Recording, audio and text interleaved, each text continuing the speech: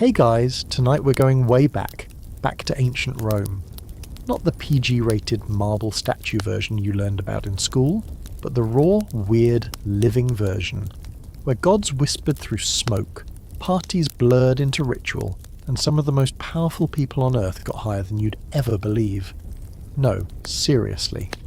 Between incense-flooded temples, wine that could double as a potion, and trade routes dripping with mystery herbs from the east, these toga-clad citizens were on a whole other level, literally and figuratively.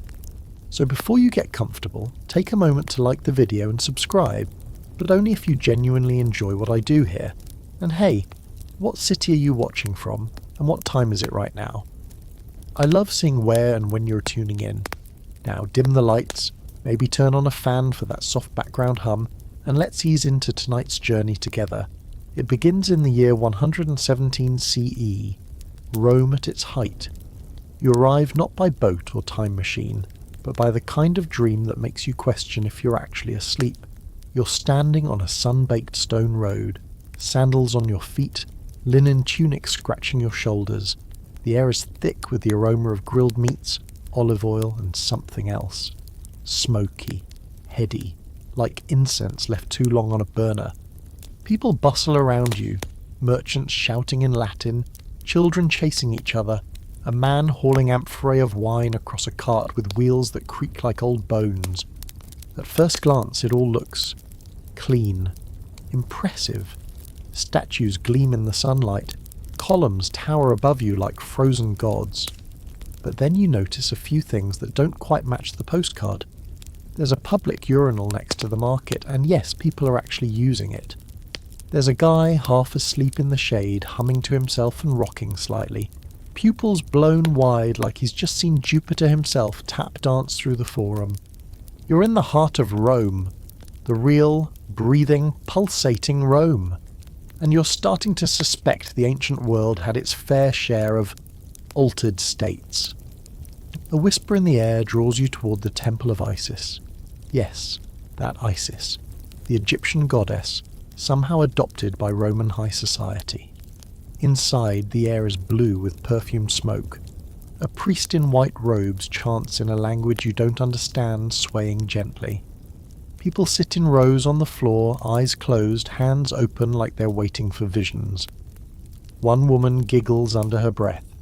Another gasps like she just remembered a past life. You crouch near a wall, watching, and inhale.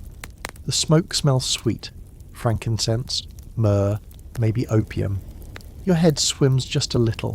It's not overpowering, not yet, but it's enough to make your heart slow and your thoughts spread out, like ink in water.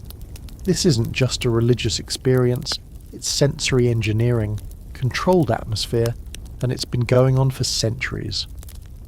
Across town, the Temple of Apollo offers something similar. Historians believe the priests, especially the women, use smoke and plant extracts to trigger visions, not unlike shamans in other parts of the world. Was it real prophecy? Were they high out of their minds? That's the open debate. Some scholars think the visions were faked, pure showmanship. Others argue the fumes rising from below the temple, possibly ethylene gas from the earth itself, created real hallucinations. Your nose twitches. Maybe you'll test that theory later. For now you wander the streets again, buzzing slightly from the temple air. Rome is loud, chaotic, alive. You pass a group of teenage boys arguing over gladiator stats like they're trading Pokemon cards. One of them offers the others a little paper twist of herbs, some kind of recreational incense. Totally legal. Mostly, you don't ask questions, and then you see it. A nobleman steps out of his domus, his fancy house, wearing enough perfume to drown a small province. He greets another man, they embrace Roman style, and then head back inside. You peek through the open door. The atrium is lit with oil lamps, the air shimmering with heat and scent. On the table, wine, nuts, and what looks suspiciously like a small dish of ground-up resin. You've read enough to know. That's likely opium. The party hasn't even started yet. It hits you that for many Romans, altered consciousness wasn't taboo. It was normal. Part of spiritual life, part of dinner, part of medicine, even part of diplomacy if the mood was right. These weren't isolated episodes of experimentation. They were woven into the empire's culture, and sure, Rome had laws against excess, against public intoxication. But laws are funny things in ancient times. They're mostly for the poor, the rich. They could afford a little divine madness. Literally, one of the fringe facts that's both hilarious and horrifying. Some Roman nobles believed that getting extremely intoxicated let them meet the gods face to face. One senator reportedly tried to walk into a volcano during a wine-fueled vision quest. He did not survive. But that brings up the darker side. You won't survive this either, not long term. You can feel the toll this city takes. The food is salty, the air is smoky, the lead in the pipes is no joke. Romans piped water through lead-lined aqueducts and stored wine in leaded vats, which may have slowly poisoned the population. Some historians even wonder if this widespread exposure contributed to the erratic behaviour of certain emperors, hello, Nero, and the general decline of Roman public health. It's still debated though. Others think the lead levels were too low to do real harm. But when you see a child drinking from a pewter cup with a purple stain at the bottom, you start connecting the dots. Your sandals crunch over broken tile as you head down an alleyway. The sun sets behind a dome, and the city shifts into a new mode. Torches light up. Music drifts from windows. Someone is laughing. A deep rolling laugh that sounds like it's been going for centuries. Rome isn't asleep. Rome never sleeps. It just changes rhythms, slows its heartbeat. And in that rhythm, in the pulse of incense and wine and something more, you realise you've only scratched the surface. The deeper highs are still ahead. You're not exactly sure how you end up at the next temple, but your feet carry you there like they've done it before, like your dream self knows the route better than your waking one. It's carved into the hillside, shadowed by a row of olive trees that rustle gently in the evening breeze. The structure is smaller than the Temple of Isis, less polished, more primal. Vines curl around the stone columns, and a few chickens dart out from under a wooden bench like they're running from something they don't quite understand. You've found the Temple of the Sibyl. Inside, the air is much thicker than before, dense with a sweet, spicy aroma that makes your lungs ache a little as you breathe in. There's no choir of priests here, no neat rows of worshippers, just one woman in the centre of the space sitting cross-legged on a stone slab above a deep, jagged crack in the floor. Her head tilts back and forth slowly, like she's listening to music only she can hear. Her robe is simple, stained at the hem, and her hair is tangled with dried herbs. You realise she's the Sibyl, the legendary prophetess said to channel the voice of the gods. She opens her mouth as if to speak, but only exhales. A long, slow breath, thick as fog. You lean closer. Is she high? Is everyone high? The thing is, this crack in the floor, it's not just a creepy feature, it's famous. Ancient sources claimed that sacred vapours rose from beneath the earth here. Some said it was Apollo himself speaking through the fumes. Modern geologists, centuries later, actually found natural gas emissions in similar temple sites. One of them, ethylene, can cause feelings of euphoria, dizziness, and, if you're unlucky, hallucinations and blackouts, which you know sounds exactly like prophecy when you don't have the science to explain it. The Sibyl's eyes snap open, they're milky white. She mumbles something that sounds like a mix of Latin, Greek, and total nonsense. You're not sure if you've just been blessed, cursed, or given a really cryptic weather report. Either way, your skin prickles. Behind her, the walls are painted with scenes of myth and madness. Apollo descending from the sky, a woman levitating in a cloud of smoke, a crowd of people with their arms outstretched to the heavens. Their eyes, painted wide, mirror your own. Here's where things get weird, not that they weren't already. There's a fringe theory, mostly ignored by mainstream historians, that the Romans engineered these environments to induce trances. That they didn't just hope the gods would speak through the smoke. They designed the architecture, the rituals, and even the drugs to guarantee it. This wasn't spirituality. It was science in disguise. You sit near the wall, close enough to breathe the air but far enough not to draw attention. The incense mingles with the earthborn gases, and your mind starts doing somersaults. You blink, and suddenly you're watching your own hands. They're not yours. They're rougher, older. You're not a visitor anymore. You're a participant. The Sibyl speaks again. Her voice vibrates through the room like a plucked string. She tells a story, fragmented, haunting, about a man who tried to trap a dream in a bottle and how it escaped, laughing through the cracks of his ceiling. The others in the temple nod like this makes perfect sense. One woman sobs quietly. Another starts to hum. You lie back on the stone floor, not entirely sure how you got horizontal. The cold against your back feels distant, like it's touching someone else. Above you, the temple's ceiling twists into a swirling mosaic of stars and smoke. You feel like you're sinking into the earth, like the gods are tugging on your spine with invisible threads. Is this what revelation feels like? Or are you just incredibly high on a combination of ancient incense, possible hallucinogenic gases, and too much second-hand spirituality? There's no clear answer. Scholars still argue over what exactly went on in places like this. Some say it was all theatre, theatrical smoke, practiced trances, rehearsed scripts. Others insist the ancients really believed, that they experienced something profound, something we've forgotten in the age of LED lights and air conditioning. And maybe they did. Maybe there's a fine line between belief and biochemistry, between prophecy and psychedelic episode. Eventually the temple starts to fade around you, or maybe your brain just can't keep up with the sensory overload. You blink again, and the Sibyl is gone. The temple is empty, save for the lingering scent of burned resin and dust. You sit up, head heavy, vision blurry around the edges. You feel hollowed out, like something has been scooped from your chest and replaced with silence. Stumbling outside, the cool night air hits you like a splash of wine to the face.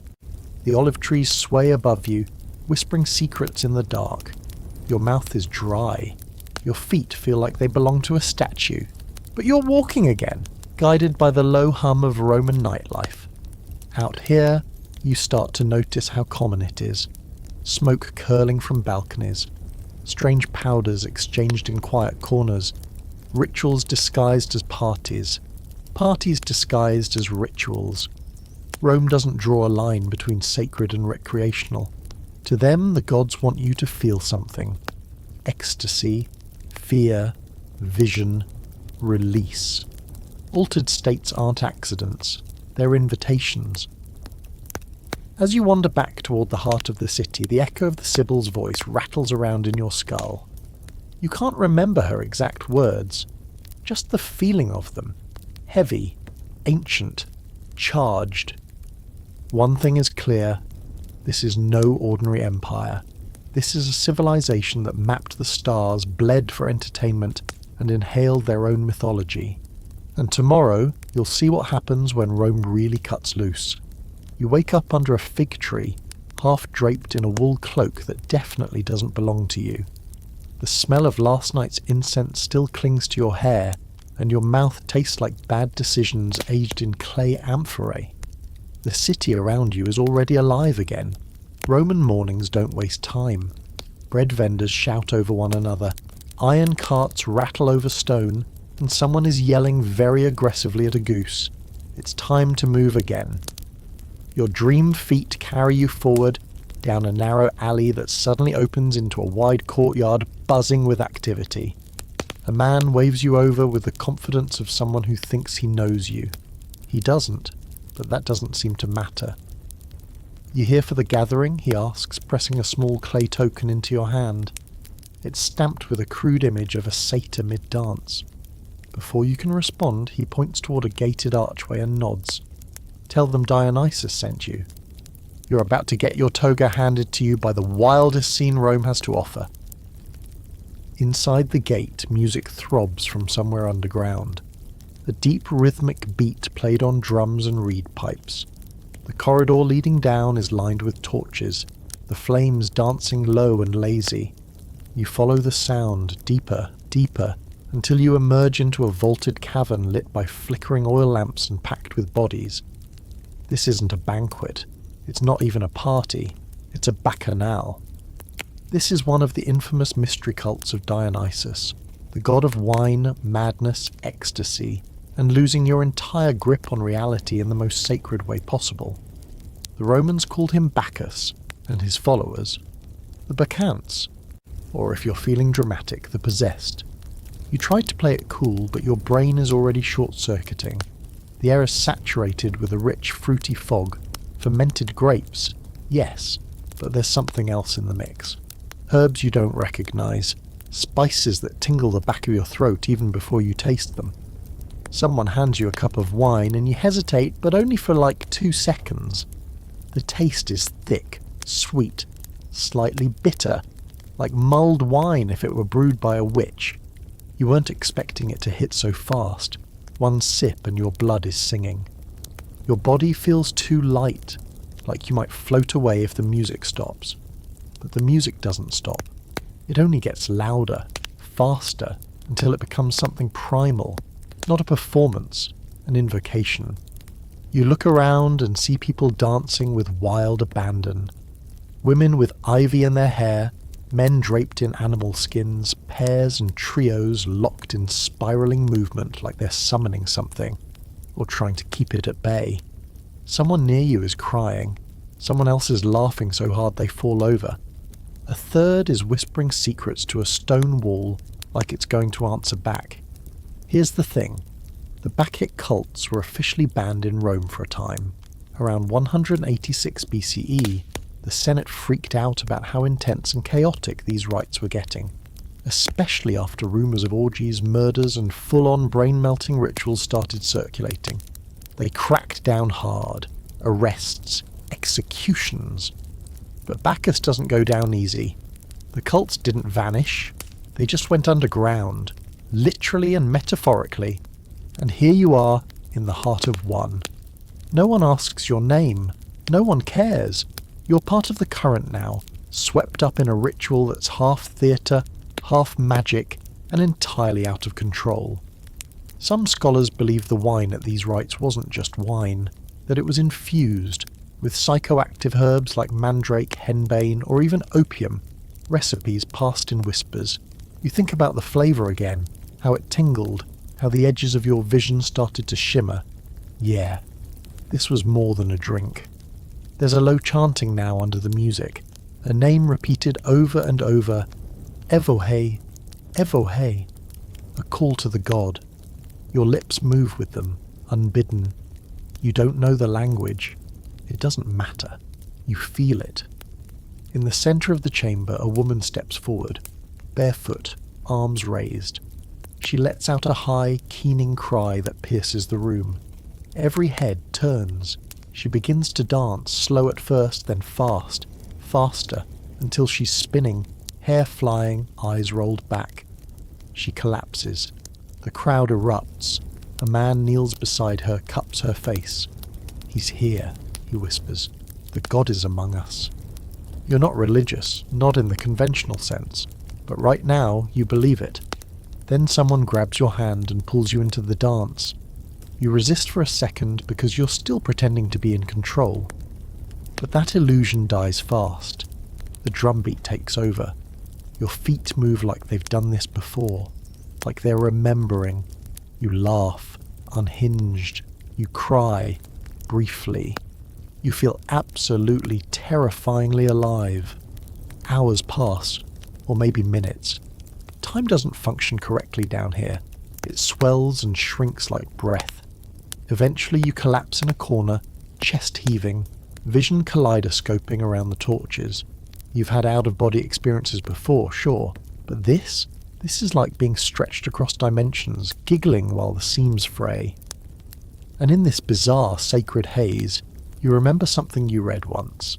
The Latin word religio doesn't mean faith, it means binding, as in binding back to something ancient, something lost, something larger than you. Is that what this is? A reconnection? Or just a really well-orchestrated hallucination? The answer is unclear. Most debates about the Dionysian rites remain wide open. Some historians argue they were theatrical, metaphorical, controlled. Others believe they were full-on psychotropic free-for-alls, deliberately engineered to create collective ecstasy.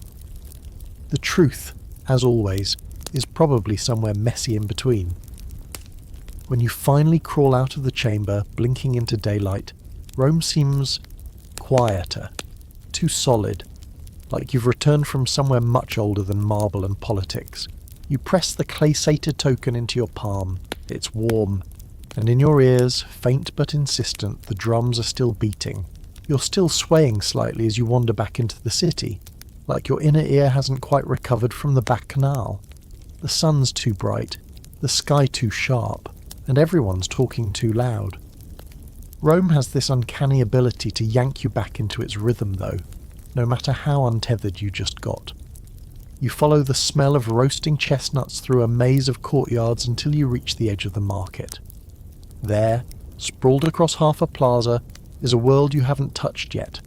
Traders, caravans, merchants selling everything from scarab amulets to perfume in tiny glass vials.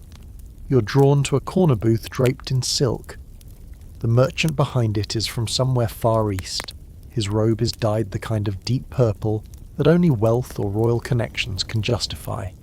His Latin's decent, but his eyes are constantly scanning the crowd, always aware of who might be watching. You ask him what's for sale. He grins and pulls out a tiny pouch from beneath the counter. Brown leather stitched by hand, worn soft by fingers and time. He flips it open. Inside, a sticky black-green lump rests like a secret. It smells earthy, musky, and just a little sweet. You raise an eyebrow. He nods, lowers his voice. Cannabis sativa. Then, even lower. From India, via Parthia, very pure. You blink. Wait, did he just offer you hash? Yes he did. See, Rome's empire was massive, and when your trade routes stretch all the way from Britannia to the Indus River Valley, you get access to more than just spices and silk. You get ideas, beliefs, plants, psychoactive plants, some of which were grown, prepared, and used for centuries before Rome even existed. Historians are still arguing over how much of this stuff actually made its way into Roman life. There's plenty of documentation that Eastern traders brought cannabis into the empire's orbit. Hashish, especially, was well known in the East by this time. Did Romans smoke it, eat it, use it in rituals? Some sources say yes. Others dismiss it as rare, exotic, not widely adopted. But that doesn't stop this merchant from handing you a small sliver and a clay pipe that looks like it's been used in more than one backroom deal. You thank him and slide around the back of a bathhouse. You're not lighting this up in the open. Rome might be weirdly relaxed about wine and incense, but the kind of foreign indulgences this represents, that gets you side-eye at best, prison at worst. So you crouch in the shade of a crumbling arch, light the pipe, and inhale. It doesn't hit immediately. For a few minutes, everything's just warm. But then your fingers start to feel too long. The sound of a fountain becomes fascinating. You start thinking about the Roman concept of time and how weird it is that ours are named after gods who probably would have been high as hell during half their mythology. You laugh to yourself, loudly, and then panic because maybe someone heard. There's a fringe theory, definitely not mainstream, that early Roman mystics used cannabis in the same way as certain Hindu ascetics, to thin the veil between the physical and spiritual world. That they borrowed the practice from Eastern traditions, adapted it, and quietly used it in secret rituals.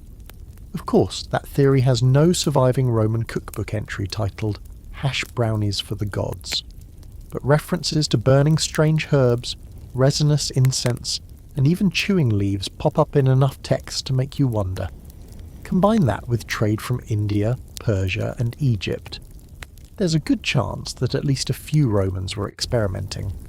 Back in your alley, you're starting to see things a little differently. The mortar between the bricks looks like a map. The shadow of a hanging cloth becomes a cloaked figure whispering forgotten stories. You shake your head. It's not terrifying. It's just thick. The world is denser than usual, like it's made of honey and dream logic. You remember a Roman medical text you once skimmed. one that mentioned cannabis being used for earaches and swelling. Just a footnote, really, but that means someone had access to it, and someone decided it helped. You slump against the wall, pipe still warm in your hand. A cat walks by and gives you a look of such judgmental disdain, you almost apologise out loud. This is what recreational therapy felt like before Netflix existed. You're pretty sure your heart is beating in iambic pentameter. Eventually you crawl out of the alley and wander aimlessly through the street. You pass a sculptor chiselling a statue with delicate care. Each tap of his hammer rings like music. You stand there for what feels like days, convinced the statue's about to blink. A group of teenage boys breeze by, snickering and nudging each other. One holds a rolled-up parchment, the kind used for notes or messages. But as they pass, you catch the unmistakable scent trailing behind them. Someone, somewhere, figured out how to roll hash in a scroll. You wonder if this is common, if there's an entire layer of Roman society, a hazy underworld where herbs and resin pass hands in coded language. Rome is always full of subcultures. If you've got incense for the temples, drugs for the doctors, and wine for everyone, why not hash for the poets? There's even an open scholarly debate around certain Roman poets, specifically those who wrote strange, dreamy verses about being transported to other realms, or seeing the gods with eyes not made of flesh. Some academics read that as metaphor, others, not so sure. By the time the high begins to settle, you're back near the river. The Tiber gleams in the late afternoon light, smooth and wide and whispering. You sit on the embankment and watch a man in a small boat drift by singing to himself. You don't know the song, but it feels familiar, like something ancient buried deep in your blood. The dream is stretching again. You can feel it. Night will come soon. The drumbeat of the Bacchus cult is long gone, but its echo still lingers behind your eyes. The Sibyl's voice is quieter now, and the temple smoke has faded. But the buzz of that eastern resin, yeah, that's still glowing in your spine. Rome, you're starting to realise, is not just an empire of roads and armies and marble statues. It's an empire of altered states. A mosaic of rituals and substances, some sacred, some profane, all woven together in a grand hallucination they called civilization. And tomorrow, you'll see what happens when the cults go deeper. Into basements, into secrecy, into power. You wake up with a mouthful of dry fig leaf and the slow, dawning realization that you're lying halfway inside a merchant's vegetable cart.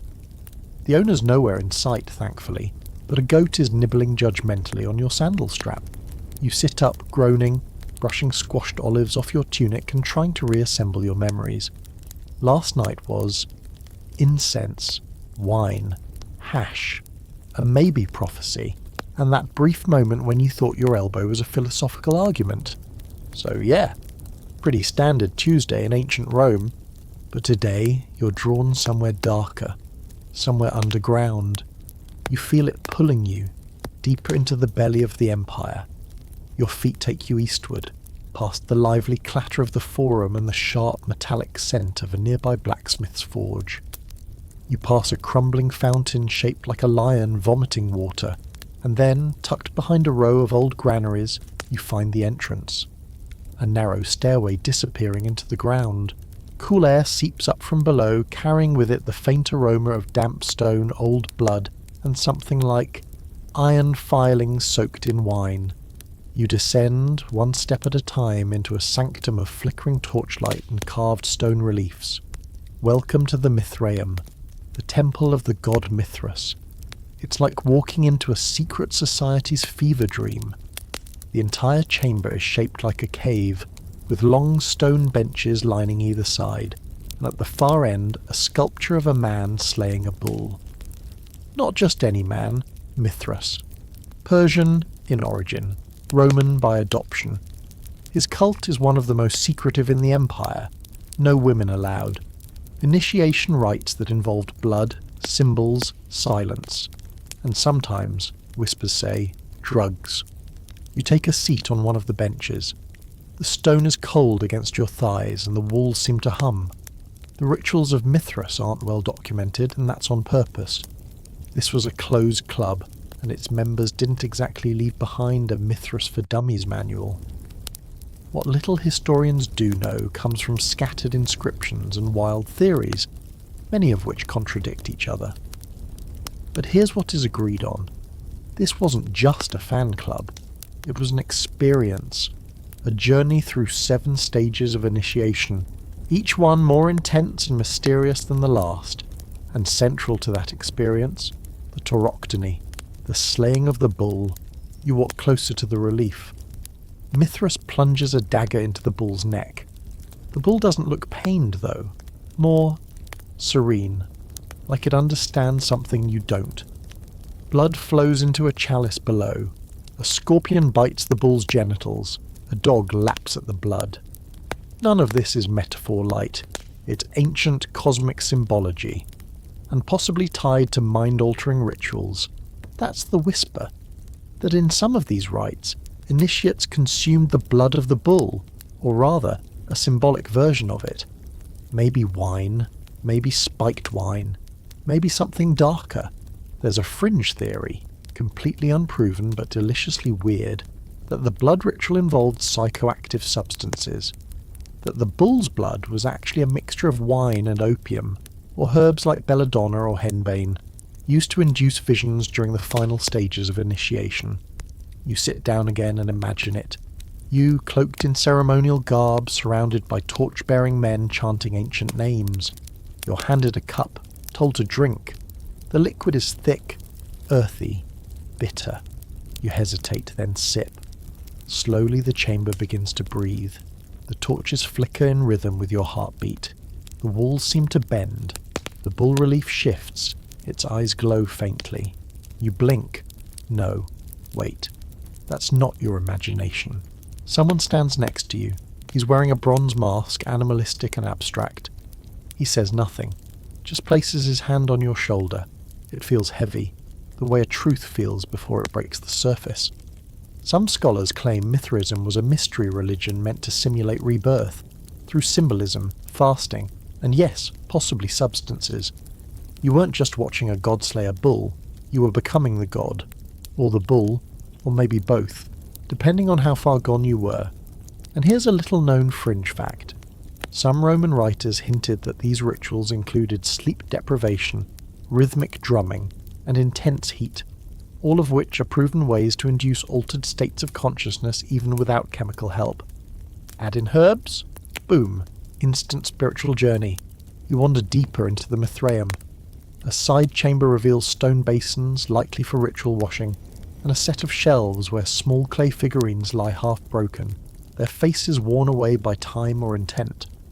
On one of the walls there's a mural, crude but powerful, of Mithras sailing through the cosmos on a chariot of fire. It doesn't feel like religion. It feels like a trip, an interstellar one, and you're starting to think Rome had more astronauts than we give them credit for, just not the rocket kind. The cave starts to feel oppressive. You can almost hear breathing, not yours, not anyone's, just the space itself. A pressure, a presence. You're not scared, you're fascinated. There's something intoxicating about being in a place where gods were made personal. Not idols to be worshipped from afar, but forces to be embodied, experienced, tasted. You climb the stairs slowly, each step back into daylight like returning from the underworld. You half expect the world to look different now, more vivid, more surreal. And honestly, it does. Rome's colours are sharper, the sounds brighter. You pass a vendor selling roasted dormice, and even that seems somehow mystical. You don't talk about what happened down there. Mithraism is all about secrecy. But a thought lingers. How many people walked into that cave as citizens and came out something else? A soldier who'd touched the stars, a slave who'd dreamed of eternity, a man who, for one night, was no longer just Roman, but cosmic. The bull's blood is still in your mouth, metaphorically, and maybe something more than metaphor. Tomorrow you'll see what prophecy looks like when the whole empire is listening. You've stopped trying to pretend that Rome is a city grounded in reality. At this point it feels more like a collective hallucination that accidentally became an empire. After yesterday's subterranean bull murder cult and a possible drug-laced communion, your dream brain is already adjusted to the strange. So when a street performer starts juggling burning torches while shouting the names of forgotten gods, you just toss him a coin and keep walking. Nothing surprises you now, which makes it the perfect time to visit the most famous hallucination factory in the ancient world, Delphi. Yes, technically it's Greek, not Roman, but Rome ate Greece like a buffet and absorbed its culture, myths, and gods with a gluttonous swagger.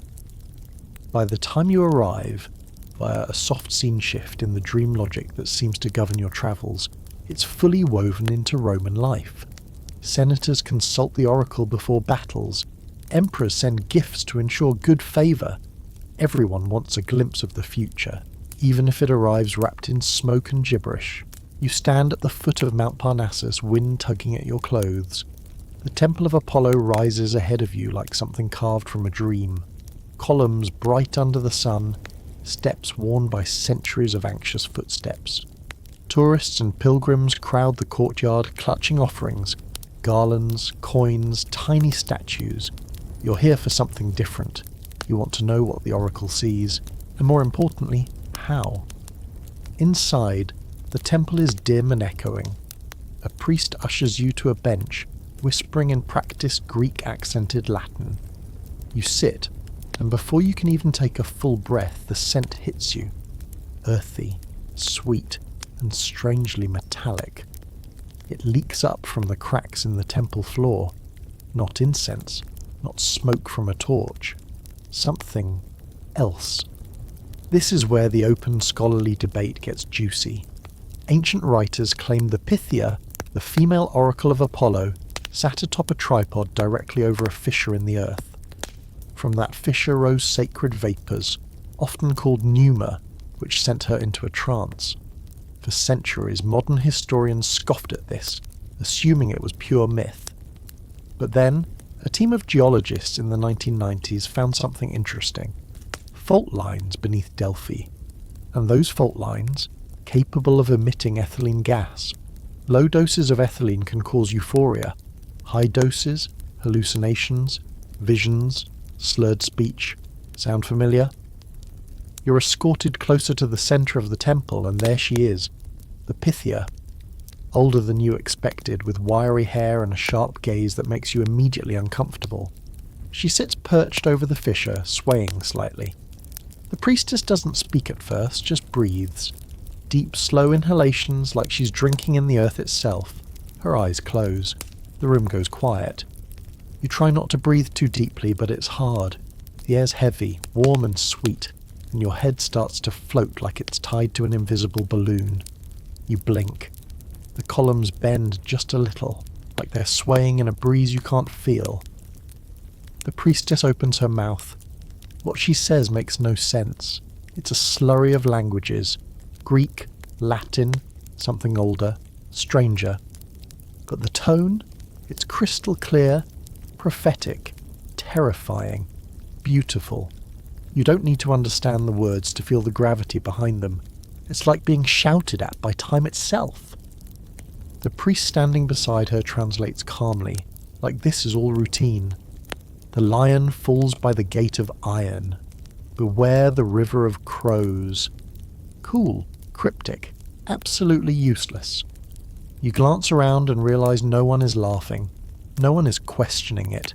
Everyone here wants to believe. And that's the weirdest part. It works, even if it's nonsense. Especially because it's nonsense. People hear what they want, interpret what they need, and carry it away like gold. Fringe fact for you. There were rumours that some Pythias chewed laurel leaves or inhaled burning herbs before their prophecies. No one agrees on whether that was symbolic or actually part of the chemical cocktail. But honestly, between the gases, the ritual atmosphere, and the sheer power of expectation, you don't need a blunt to get high in this place. It's already happening. Your own vision starts to blur. Not dangerously, not unpleasantly, just dreamily. You start to see movement in the shadows, hear whispers in languages you've never learned. Someone brushes past you and for a second you swear their eyes are filled with stars. You close your own eyes and listen to the room breathe. The fissure sighs beneath your feet. The goddess, or whatever this is, has its hand on your spine. This isn't a magic show. This is a technology older than machines, an engineered experience. The priests, the architecture, the ritual, the words, the chemicals, every part of this has been refined to trigger awe, and it works. And here's the most Roman twist of all. After you leave, dazed and slightly euphoric, a merchant immediately tries to sell you a scroll claiming to interpret your vision. For a modest fee, of course. Rome may adopt the gods of Greece, but it always remembers to monetize the miracles. You descend from the temple slowly, each step a return to gravity. The wind feels sharper now, your skin tingles, and in your mind the prophecy echoes, nonsense or not. Beware the river of crows. You have no idea what it means, but you'll be thinking about it for weeks. Back in the Roman quarter of Delphi, someone plays a flute while children chase a puppy through the dusty street. It's all painfully normal, and that contrast, that balance between the divine and the domestic, is what makes this culture so strange. They live in both worlds, simultaneously. You pick up a cup of watered wine from a vendor and sit under a fig tree, sipping slowly, letting the air cool your overheated brain. You're starting to realize that the Romans didn't need to climb mountains or build rockets to touch the heavens. They just needed the right gas leak. Tomorrow you'll return to Rome, to the arenas, the stadiums, the bread and circuses, and you'll see that even in the blood-soaked chaos of public spectacle, the Roman Empire had ways of elevating its people, chemically, emotionally, spiritually, or at the very least keeping them just high enough to forget how broken everything really was. You return to Rome with the dawn, slipping back into the city like a hangover, slow, achy, and a little ashamed of how many gods you may have accidentally communed with over the last few days. The air is thick with the smell of roasted grain and human ambition. Somewhere in the distance you hear the roar of a crowd, and not the good kind of roar, not cheering. This is more primal, more bloodthirsty. You follow it without even meaning to, drawn like every other citizen to the gravitational pull of the Colosseum. You've seen it before, on postcards, in textbooks, on cheesy t-shirts. But nothing prepares you for the real thing. It's monstrous. Not just big, impossibly big. The kind of structure that says, hey, we don't just dominate the world, we do it with style. You squeeze into the throng, your dream body jostled by sweating bodies, cloaks, baskets, and the occasional random chicken. A senator in purple strides past like he owns the place. He might. Honestly, who even knows anymore? Once inside, it hits you all at once. The noise, tens of thousands of voices layered with drums, horns, and the unmistakable wet sound of steel meeting flesh. It smells like dirt, sun-baked limestone, sweat, and something sharp. Blood, maybe, or wine, or both. You take a seat in one of the upper tiers, where the view is wide and the class distinction is clearer than your memory of last night's prophecy. Below, two gladiators circle each other. One is huge, armoured, masked like a demon.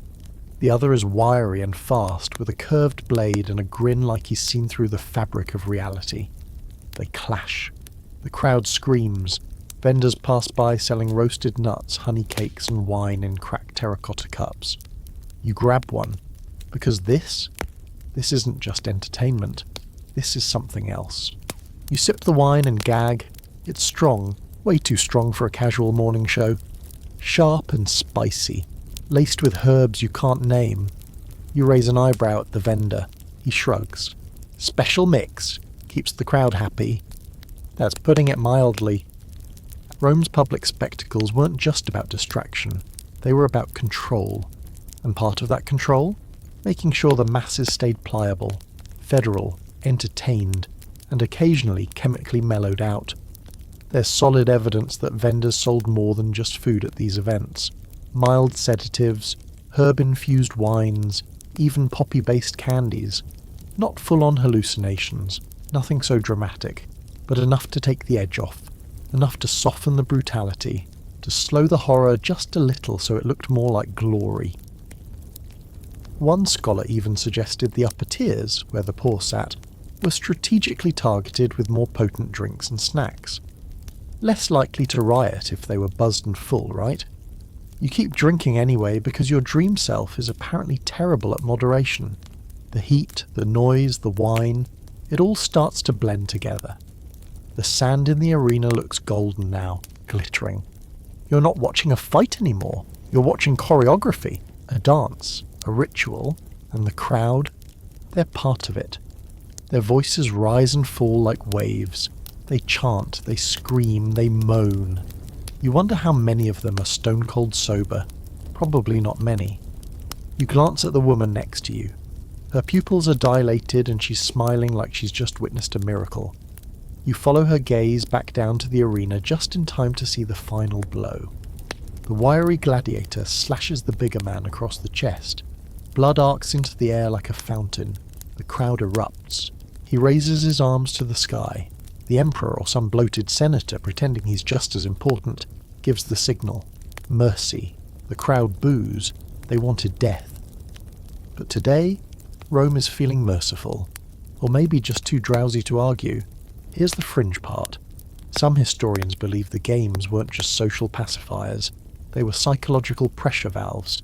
The empire was huge, messy, and constantly threatening to explode from within.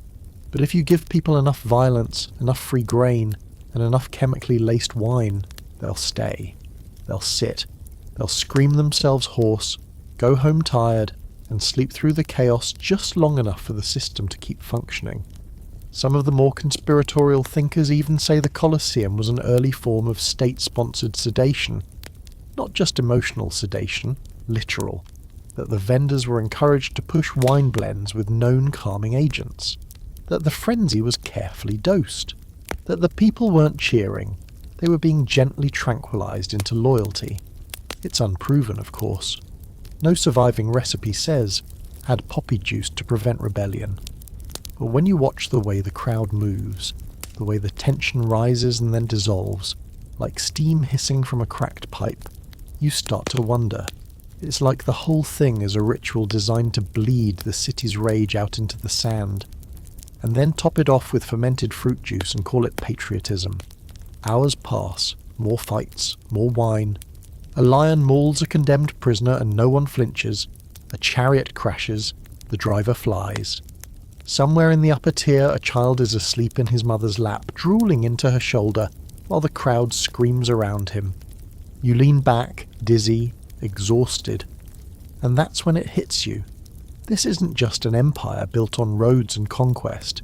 It's built on emotional management, psychological engineering, a theatre of sensation, carefully balanced between awe and numbness. And sometimes, between rounds, there are even little plays, short mythological reenactments where actors die dramatically, in ways that look suspiciously real. One scholar argued these weren't actors at all, but drugged prisoners who didn't know what was happening until it was too late. A dark theory, sure. But here in Rome, the line between performance and punishment is disturbingly thin. As the sun begins to set, you stagger out of the Colosseum, your ears ringing and your brain soft as bread soaked in wine. The city outside feels distant, like you've been inside a living organism all day. A beast that roars and devours and then smiles politely as it releases you into the dusk. Tomorrow you'll drink from a Roman fountain, and learn what happens when the water itself might be part of the madness. The next morning you wake up to the sound of dripping water. It's not poetic or symbolic. It's literally water, hitting the side of your face from a leaky aqueduct spout above. You blink, groggy, and realise you fell asleep in the shadow of a public fountain, curled up on a marble bench like a particularly confused philosopher. Your mouth is dry, your head is pulsing, and the only thing that matters right now is getting a drink. You shuffle over to the spout and cup your hands under the steady stream. The water is cold, refreshing, and maybe, just maybe, a little off. Not bad, just metallic. Slightly sweet even. You drink anyway. What are your options, really? This is where things take a turn. See, Rome was famous, rightfully, for its water system. The aqueducts were marvels of engineering, pulling clean spring water from miles away and dumping it across the city into fountains, baths, public toilets, and private homes. It was modern, elegant, and wildly efficient, and it might have also slowly, accidentally poisoned the entire population. You sit on the fountain's edge, watching pigeons drink from the same stream, and let your brain replay what you've read about Roman plumbing. Lead. A lot of lead. The Romans called it plumbum, which is where we get the word plumbing, and they used it for everything. Pipes, tanks, cookware, even the lining of wine vats. If there was a surface that could touch food or drink, there was a good chance it had a nice thin layer of lead slapped on for flavour. And here's the kicker. They knew it wasn't great. Pliny the Elder, Rome's favourite naturalist before he died chasing a volcano, warned about lead's strange effects. A few other writers noted that it made people sick, that it softened the body and scrambled the mind. But the metal was just too useful, too cheap, too shiny. And so, Rome kept drinking. You sip again. Why not? You've already inhaled temple gas, drunk psychoactive wine, and joined a cult that worships a man who kills bulls for spiritual fun. What's a little neurological degeneration on top of that? Some historians argue that Rome's widespread use of lead contributed to more than just headaches. They suggest it played a role in the empire's slow decline, blunting intellect, shortening lifespans, causing infertility, and maybe even nudging the ruling class toward complete behavioural collapse. Caligula thought he was a god. Nero sang while Rome burned. Commodus tried to rename all the months of the year after himself. Coincidence? Maybe. Or maybe they were all quietly going mad from the inside out. You glance down at your reflection in the fountain water. Your eyes look strange, wide, glassy. You feel fine, mostly. But something about the way your thoughts are arranging themselves suggests a slight delay between input and output. A microsecond lag in perception. Could just be the hangover. Could also be the fact that you've been drinking from lead-lined pipes all morning. Of course, the lead theory isn't universally accepted. There's a scholarly fistfight going on in academic circles.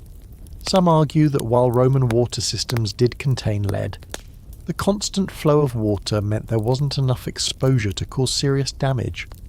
Others say the wine was a bigger problem.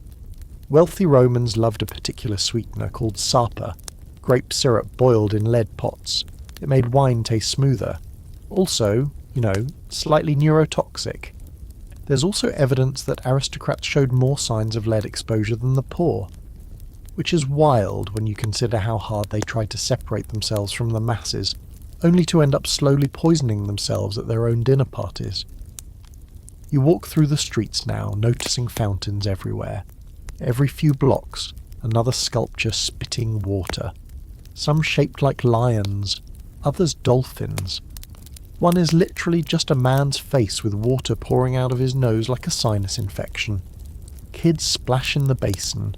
An old woman fills a clay jug and mutters something about a neighbour's terrible bread. You duck into a tavern to escape the sun. The innkeeper offers you a mug of something vaguely beer adjacent. It's warm, it's bitter, and yes, served in a pewter cup lined with, what else? Lead. You drink anyway, because this dream only has one speed and it's full send. Someone next to you, a middle-aged man with ink-stained fingers, leans in and starts talking about how the stars aren't real and time is a circle. You nod politely and smile, but inside you're wondering, is this just ancient weirdness? Or is it chronic lead exposure talking? One of the fringe facts you read once creeps back into your brain. In the 20th century, scientists dug up Roman bones and tested them. Lead levels were off the charts, especially in wealthier graves. The poor were buried with broken bones and worn joints. The rich, with Swiss cheesed brains and soft organs. But again, the debate rages. Some modern experts say the data is skewed. That environmental lead exposure wasn't as consistent as the doom prophets claim. That Rome fell for way more complex reasons: economics, war, overexpansion, religious upheaval. The usual stuff, not just plumbing. Still, when you pass by a nobleman in a chariot shouting at a tree and asking if it has a license to stand there, you can't help but wonder. By late afternoon your temples are pulsing again. Not a headache exactly. More like your brain is overheating under the weight of too much information, and maybe a mild chemical cocktail of incense residue, bad wine, and trace heavy metals. You head toward the Tiber for some fresh air, only to find 3 men arguing over whether the river is a god or just a very handsome snake. You sit near the bank, dangling your feet over the edge. The water here smells cleaner, or at least less metallic. A boat floats by, carrying amphorae of oil and 3 very stoned-looking musicians. They wave. You wave back. It's unclear if any of this is real anymore. But honestly, you don't care. Rome runs on contradictions. It's a civilization that builds aqueducts to carry fresh water, then stores it in vats that slowly melt your brain. It worships reason and logic, while also believing the future can be whispered through smoke and laurel leaves. It conquers the world, then drugs itself into oblivion during public games. And somehow, it works, until it doesn't. Tomorrow, you're going to the doctor, or rather, the medicus. Because if Rome's public fountains are questionable, wait until you see what they put in your medicine. You wake up sprawled on a marble examination table with a headache that feels like it was personally sculpted by Michelangelo using only hammers. The room smells like crushed herbs, old sweat, and something faintly antiseptic, if you can call burnt rosemary antiseptic. A man with a beard that looks more like a collection of tangled string than facial hair leans over you with a look that says, "I'm absolutely winging this." Welcome to the Roman medicus. He pokes your ribs a few times, sniffs your breath, then opens a nearby jar and waves it under your nose. It smells like fermented goat and licorice, with a hint of "why are you doing this to me?" Your eyes water immediately. He grunts, nods as if that reaction confirms something important, and begins rummaging through a series of clay pots lined up on a wooden shelf. Each is labelled with careful Latin script, though a few just say things like "good for pain" and "snake maybe." This is Roman medicine, baby. Equal parts science, superstition, and a little bit of "if it doesn't kill you, it'll probably cure you." You sit up slowly, trying not to fall off the table, and ask him, somehow in Latin, what exactly he's planning to give you. He smiles and begins to explain in a tone that suggests he thinks this is very impressive. Opium for pain, cannabis extract for inflammation, vinegar for balance, and a concoction of wine steeped with poppy seeds, myrrh, and henbane for sleep. Also, possibly a goat's liver poultice for your aura. You're starting to realise why no one in ancient Rome lived to see 70. But here's the wild part. A surprising amount of this actually worked. Ancient Roman medicine wasn't all leeches and bloodletting. Well, okay, it was some leeches and plenty of bloodletting, but they were also smart enough to use poppy-based painkillers and cannabis salves. They boiled willow bark, which contains salicin, basically ancient aspirin, and they knew how to make sedatives, sleep aids, and anti-inflammatory salves using a mix of herbs that would make a modern wellness influencer weep with envy. You let him smear a thick green paste on your temples, which smells like mint and rot, and burns slightly. It's probably made from rue, a common Roman herb used for everything from headaches to curses. He hands you a cup of dark liquid. You sip. It tastes like licorice-flavoured despair. "That's the theriac," he says proudly, "a famous Roman panacea, a cure-all." Originating in Greece but wildly popular here, it contains about 60 ingredients, including opium, cinnamon, honey, and sometimes viper flesh. Yep, snake parts. You're not sure whether to be impressed or file a formal complaint with the dream gods. But this isn't quackery. Not exactly.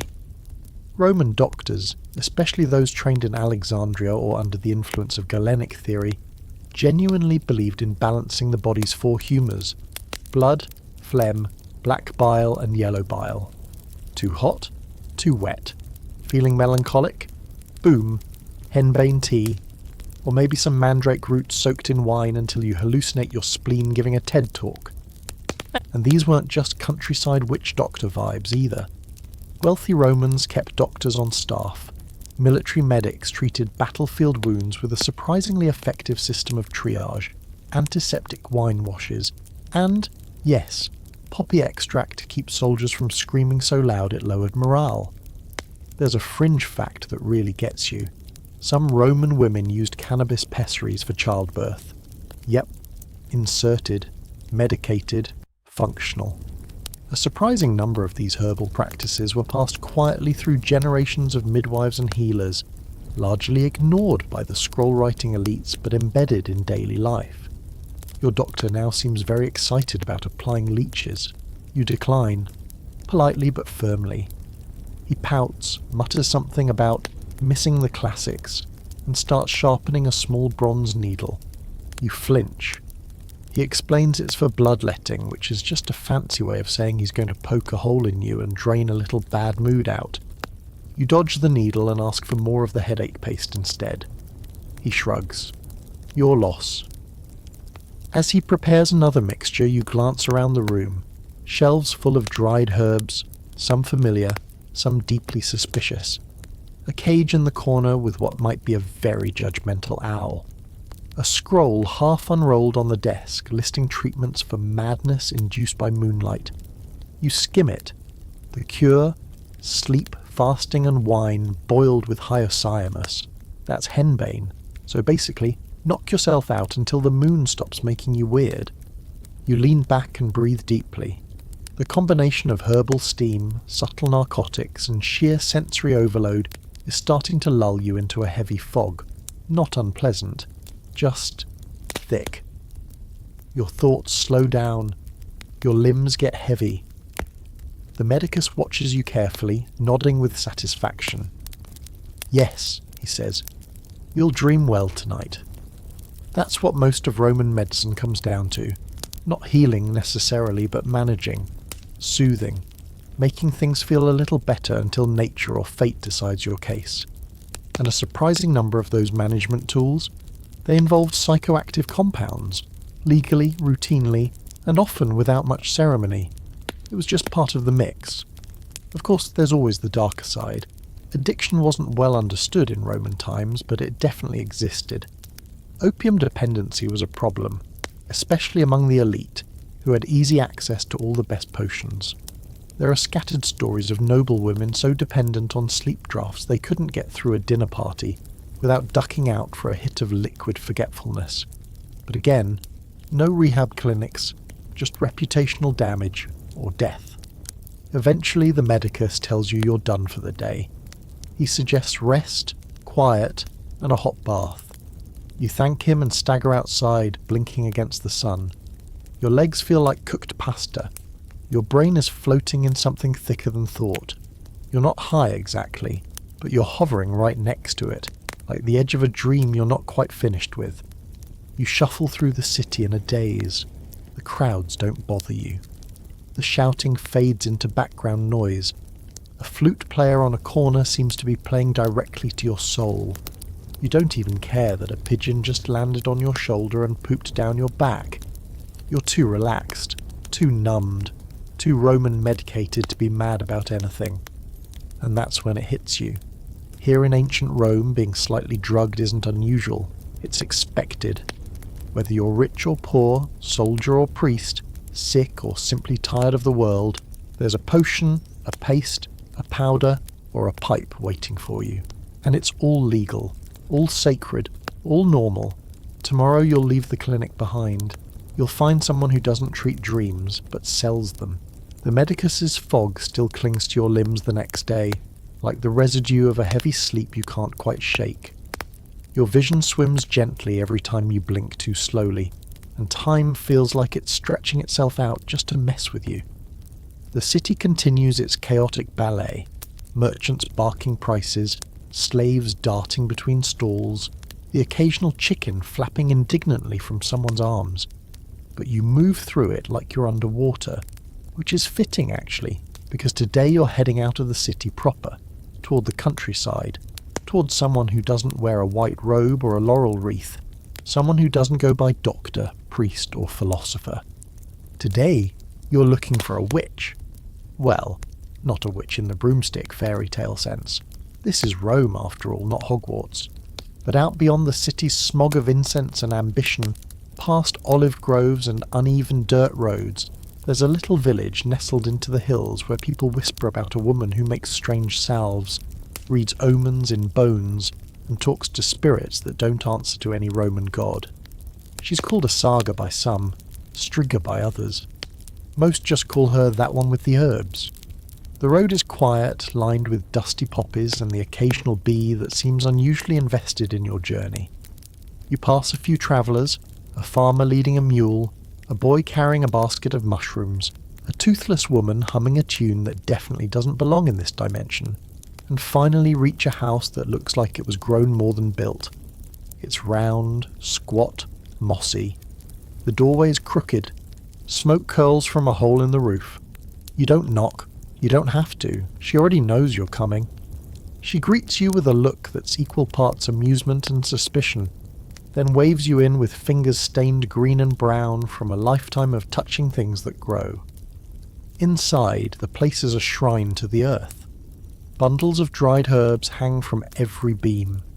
Jars line the walls, filled with powders, roots, cloudy liquids, and one small skull you try not to look at for too long.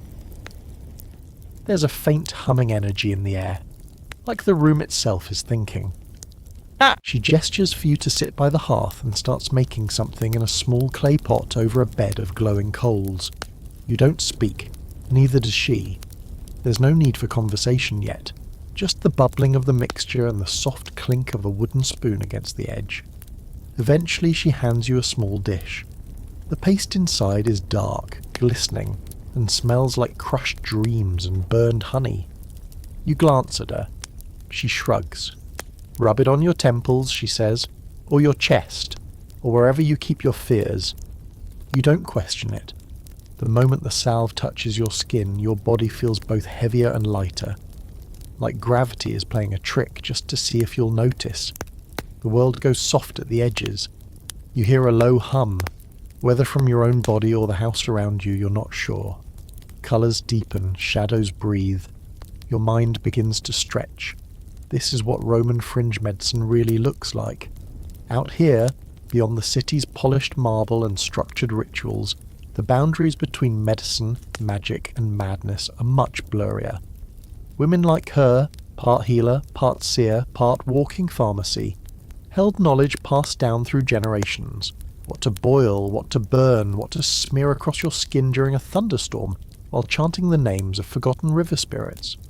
She doesn't need to prove anything. Her cures either work or they don't. Her clients either survive or they don't. Scholars mostly ignored women like this. Too rural, too superstitious, too uncomfortably effective. But archaeological digs have uncovered traces of these women's work.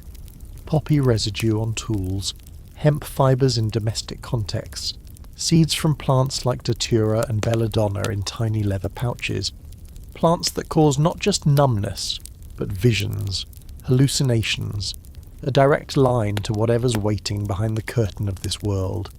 You lie back on a straw-stuffed cushion as she lights a bundle of herbs and lets the smoke drift around you. Your body is warm, too warm. Your skin pulses. The fire flickers in time with your breath. She whispers something in a language that isn't Latin. Maybe it isn't any language at all, just sounds shaped like meaning. Then come the visions, not big ones, not lightning bolts or gods with thunderous voices, just glimpses. A boy holding a frog and crying softly, a woman dancing in the moonlight with no feet, a tree growing out of a broken amphora. You feel like a guest in someone else's memory, and it's beautiful, terrifying, intimate. And then, darkness, a black so deep it feels wet. You fall into it without fear. Your body floats. Your name means nothing. The earth holds you like a mother who never asks questions. Eventually the visions fade. You sit up blinking. The room is darker now. Smoke still clings to the rafters. She offers you a cup of warm broth that tastes like every good decision you've never made. You drink in silence. You ask her what was in the paste. She doesn't answer directly, just lists a few plants. Henbane, mandrake, wormwood, poppy, a little wine to bind them. Maybe a dash of something from Egypt if the mood calls for it. She grins. Depends on what the soul needs. This isn't recreational. This is ritual. Not about pleasure, but about access. To dreams.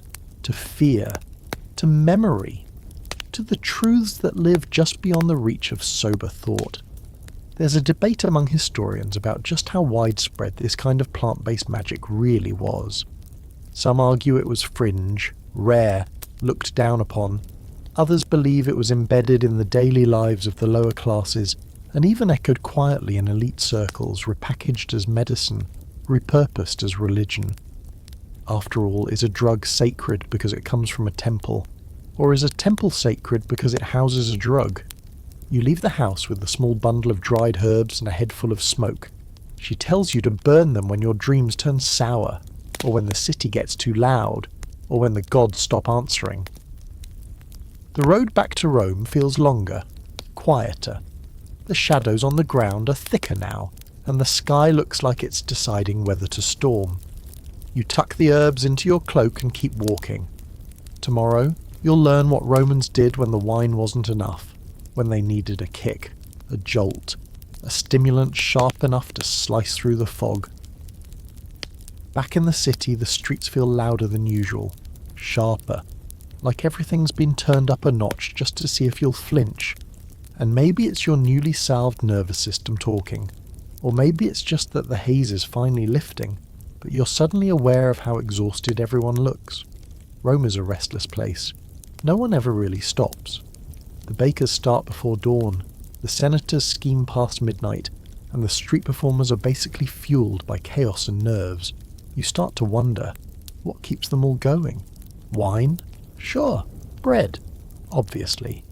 But something stronger must be buzzing beneath the surface, something hidden in plain sight, and then you find it, in the form of a smiling man with wild hair and stained fingers, standing at the edge of the Subura district, casually grinding something in a mortar.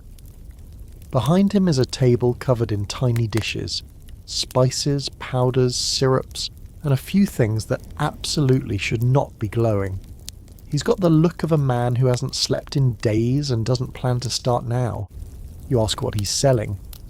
He grins wider. Everything but sleep. You've found Rome's version of a stimulant dealer.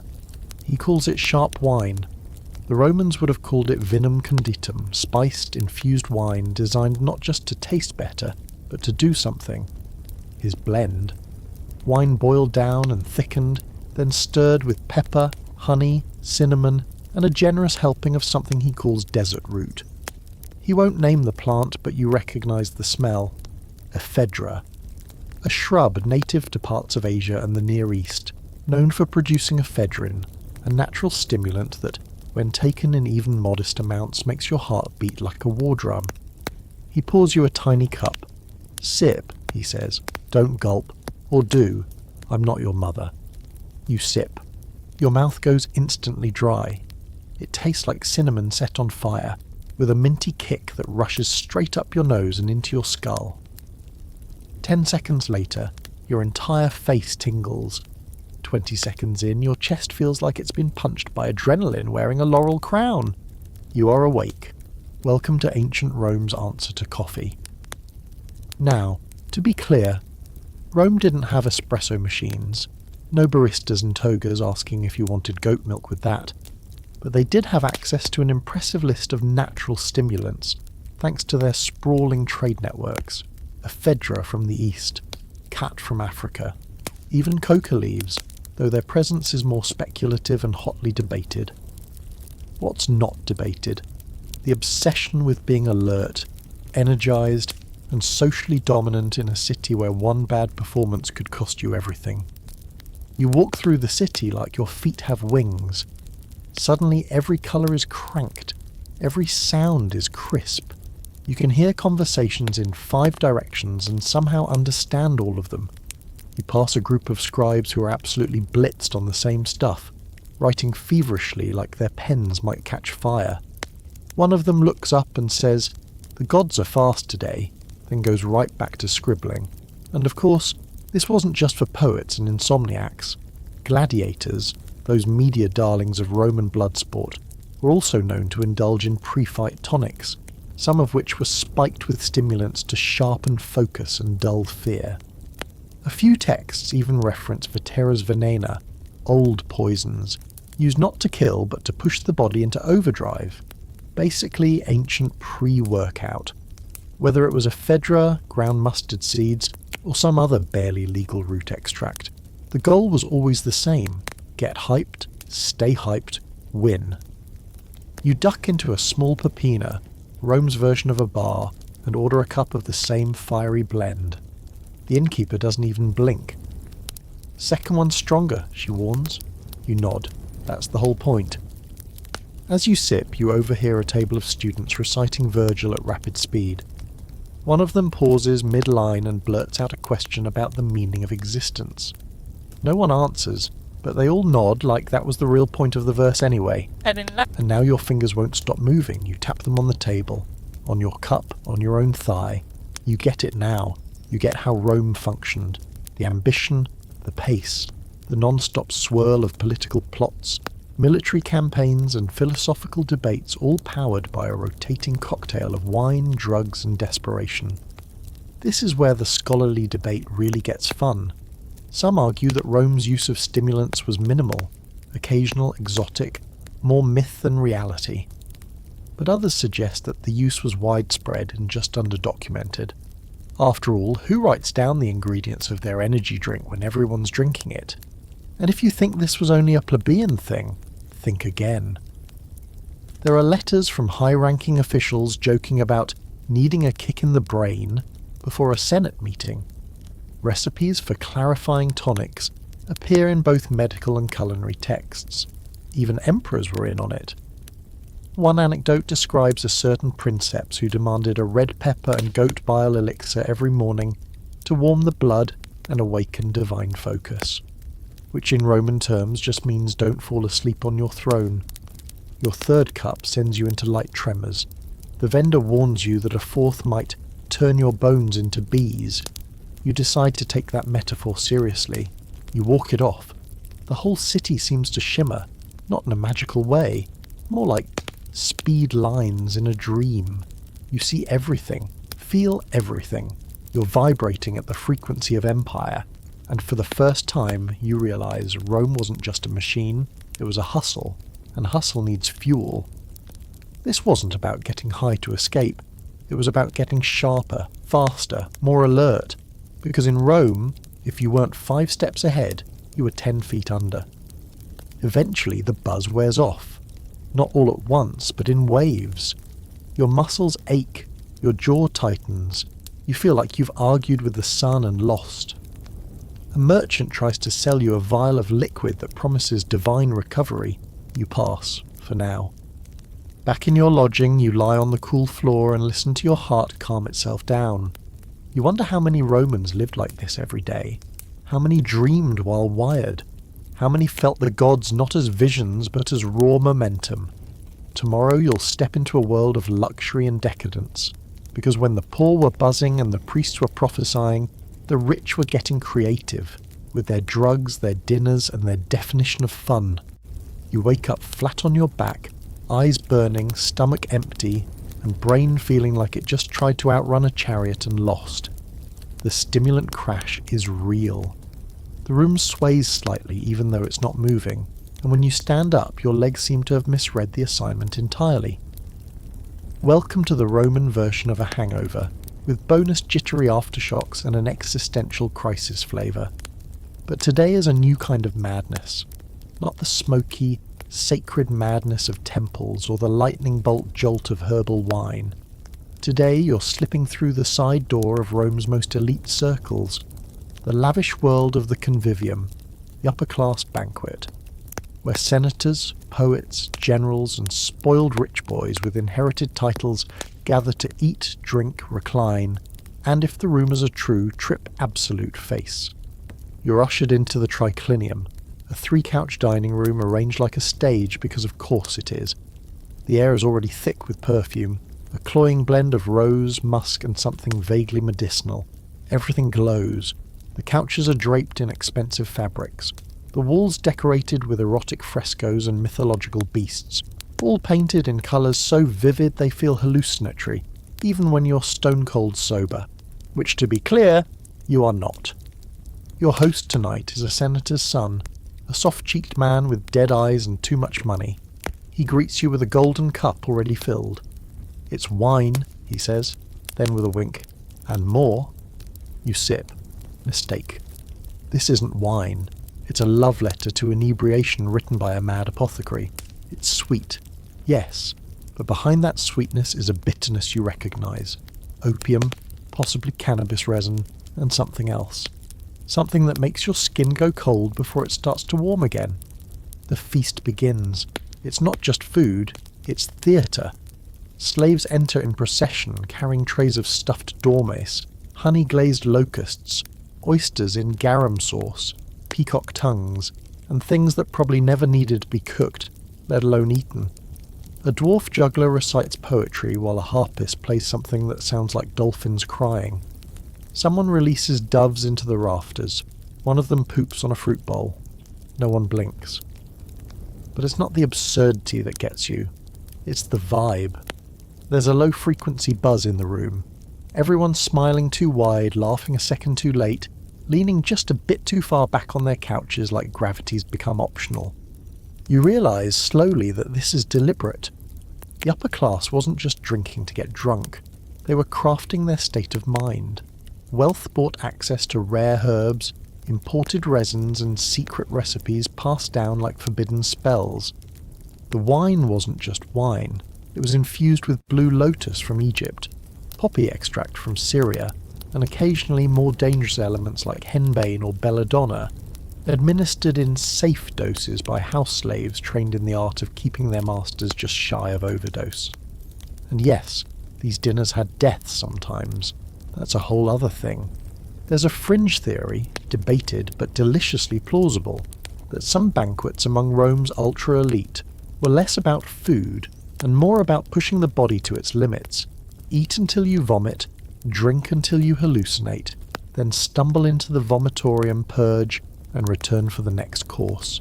It's both excess and ritual. Pleasure and punishment. You lose your appetite, but gain something else. Someone next to you passes a pipe. You don't ask what's in it. You inhale. The smoke tastes floral, tinged with resin and decay. Your ears start ringing. The frescoes on the wall begin to move, not wildly, just enough to make you question whether that centaur was always looking at you like that.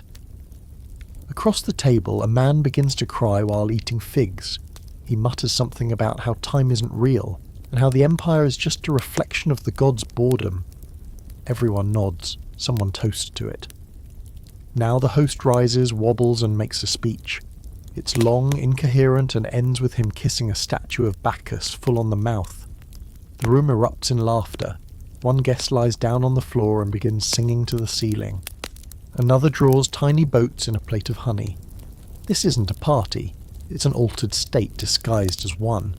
The entire evening is choreographed to blur the lines between indulgence and ritual, between being fed and being transformed. And this wasn't rare. The Romans had a long tradition of sacred feasting, from Dionysian rites to Saturnalian blowouts, where social order flipped and slaves were served by masters. These weren't just parties. They were pressure valves, controlled chaos, opportunities for the rich to taste madness and call it culture. Scholars still argue over just how drugged these gatherings got. Some say it was mostly alcohol and spicy food.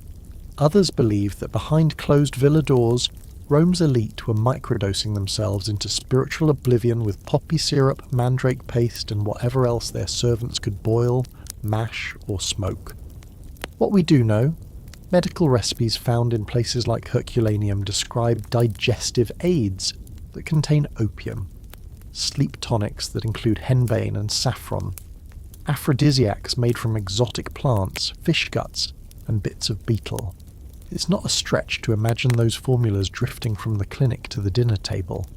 You start to feel your pulse in your fingertips. Your breath tastes like flowers and regret. The walls breathe, the guests sway. Someone brings out a harp made of human hair.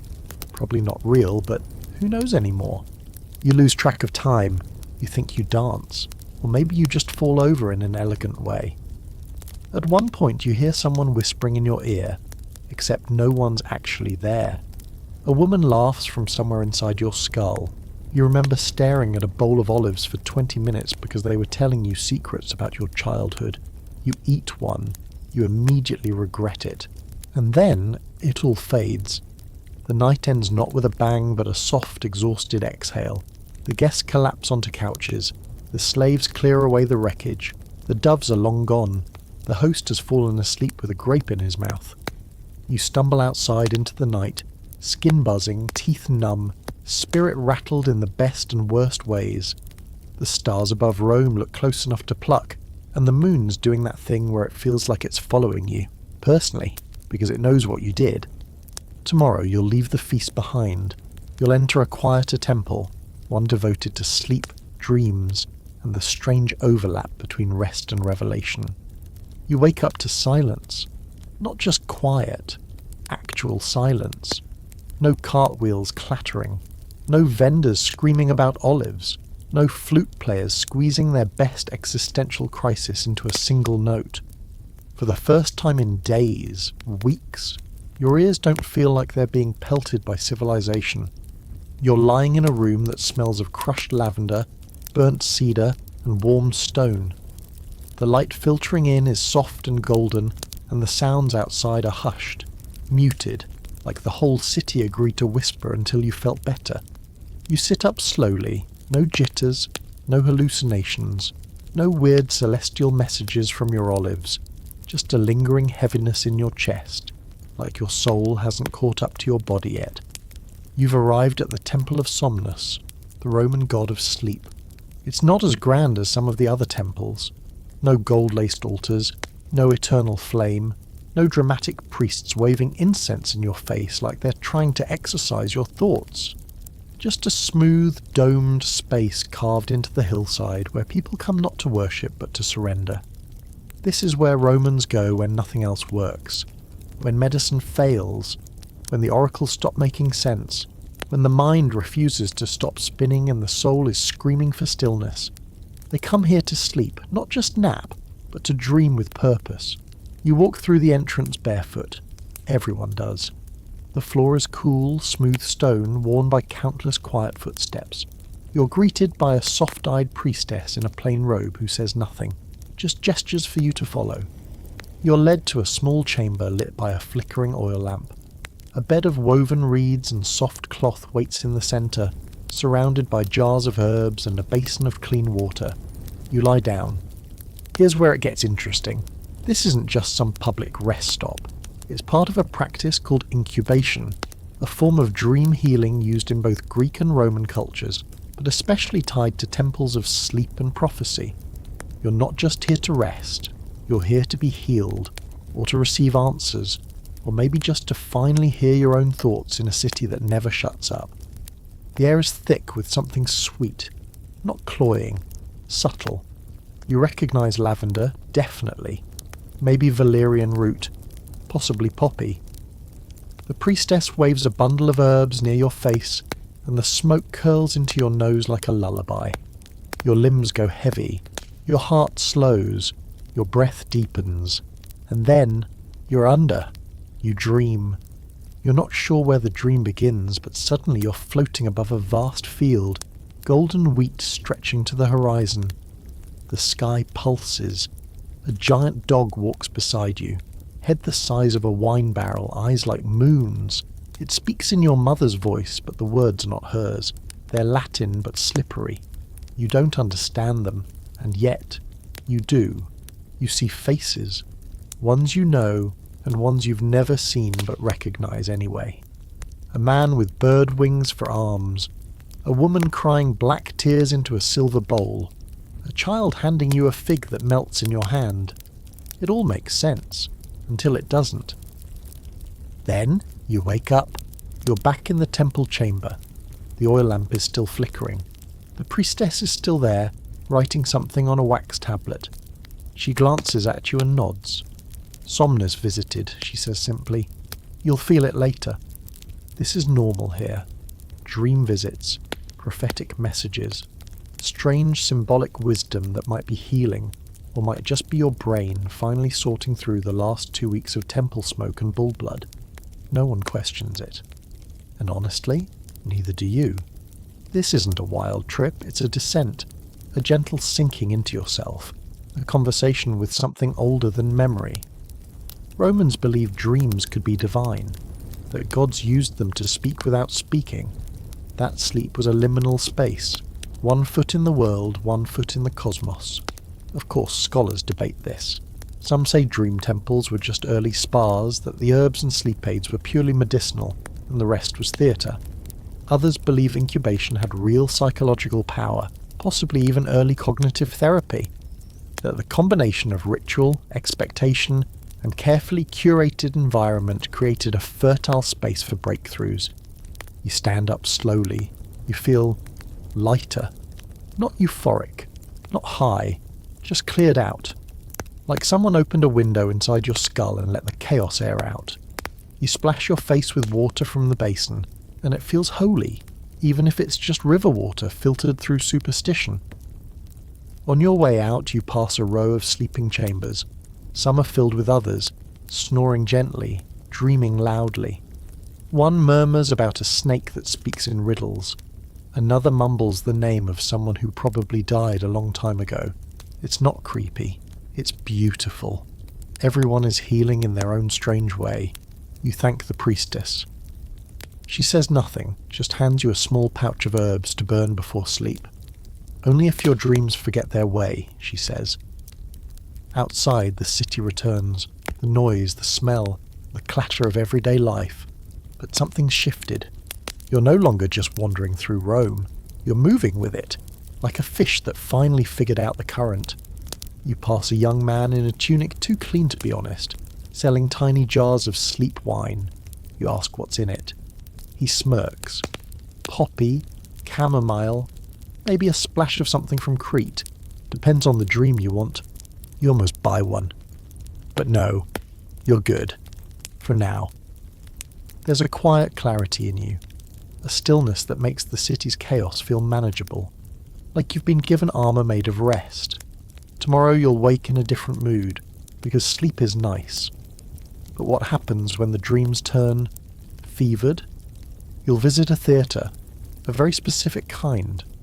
One where the performances weren't just entertainment, but gateways to ecstasy, madness, and something far stranger than applause. You wake to the sound of drums. Not the military kind. This isn't a call to arms. No one's marching. No one's preparing for battle. These drums are looser, sweatier, more primal. A heartbeat for a city that never learned how to rest. You're back in the Suburra district, where the streets coil like snakes and the air always smells like warm wine and rebellion. The morning light cuts through the alleys like lazy daggers, and there's already music echoing between the walls. Flutes, laughter, and something that might be someone screaming in rhythm. It's festival day. You don't know which one, because Rome has approximately 8,000 festivals a year. The gods are always hungry, the priests are always busy, and the citizens are always down for a party that might accidentally veer into ritual chaos.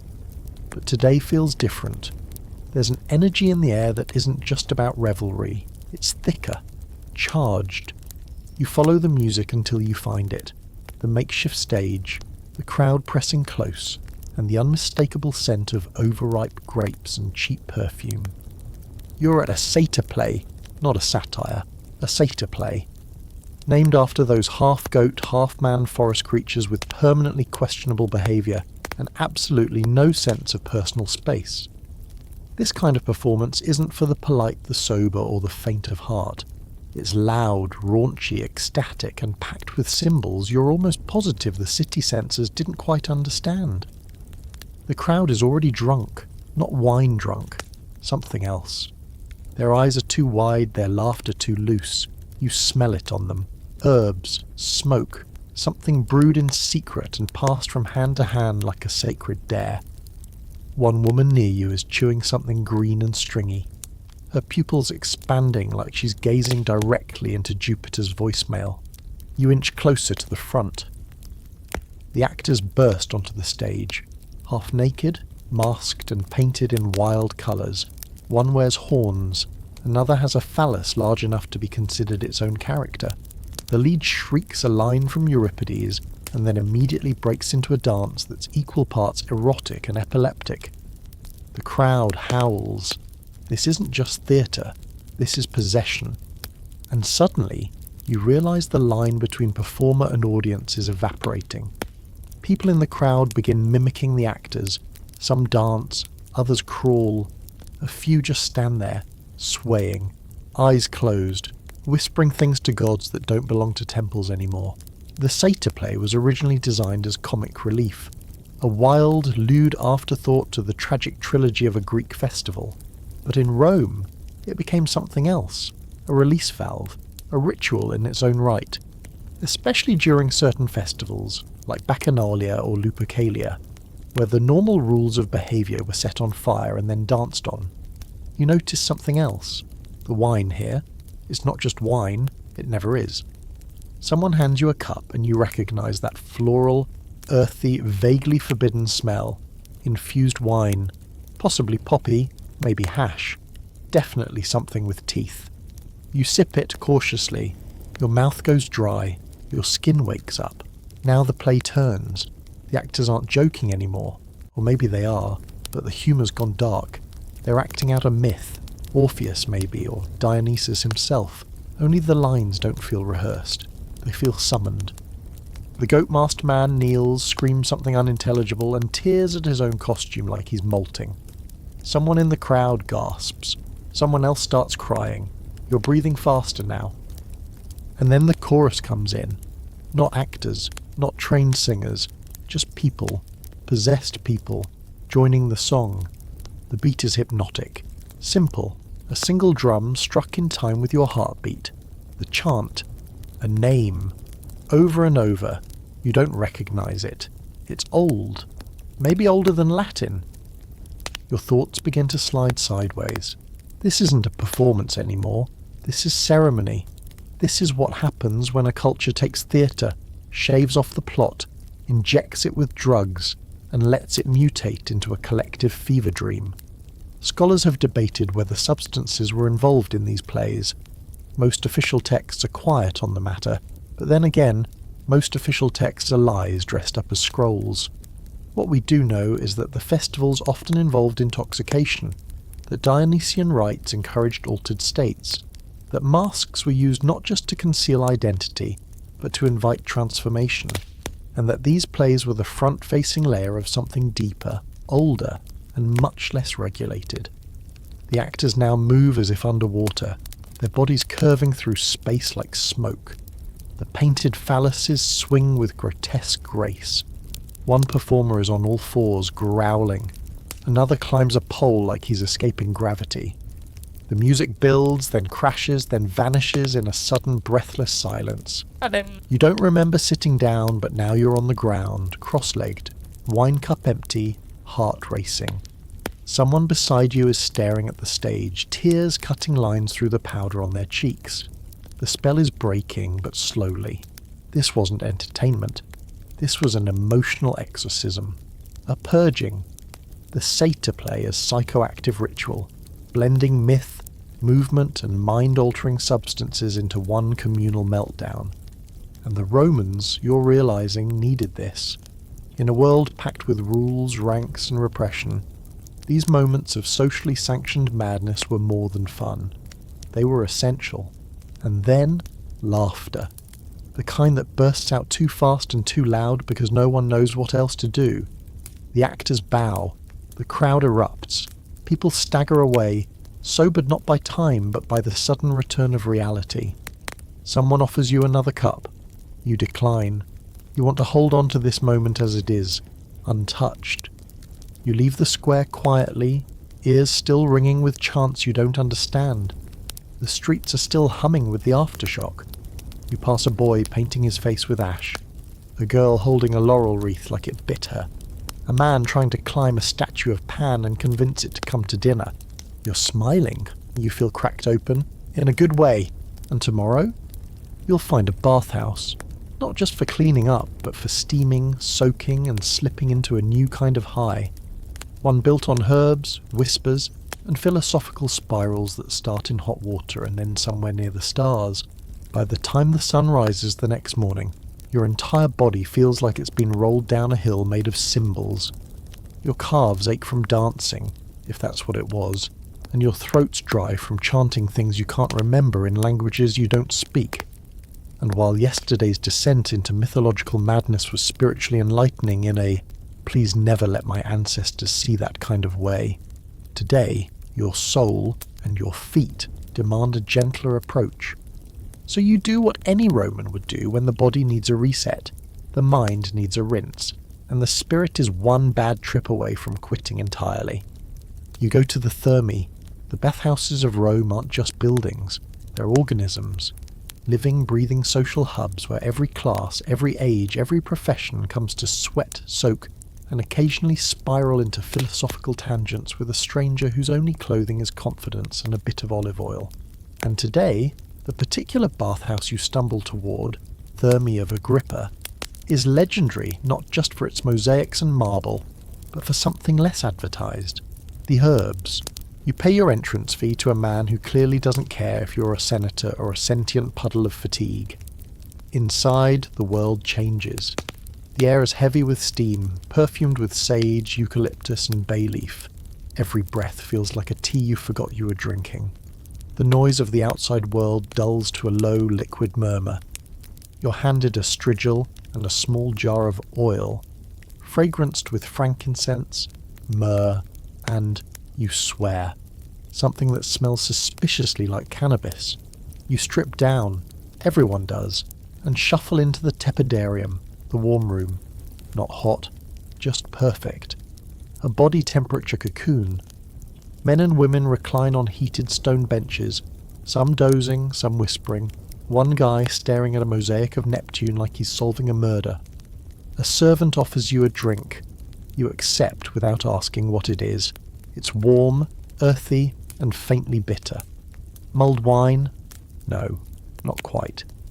There's rosemary, thyme, poppy, maybe, or blue lotus, something that softens the edge of your thoughts and makes your spine sigh. You feel your shoulders drop 3 inches just from the first sip. Then you're guided to the caldarium, the hot room. This is where things get melty. Steam floods the air thicker than fog. You can barely see 3 feet in front of you, but you smell everything. Cedarwood, cinnamon, something sweet and sharp like dried datura blossom. You lie back on the hot marble and let the sweat do the work. This is where the quiet high begins. Not the dizzy, world-bending kind. No flashing lights, no prophetic frogs. Just an unspooling. A slow unravelling of tension you didn't know you were carrying. Your thoughts stretched like taffy. You begin to drift.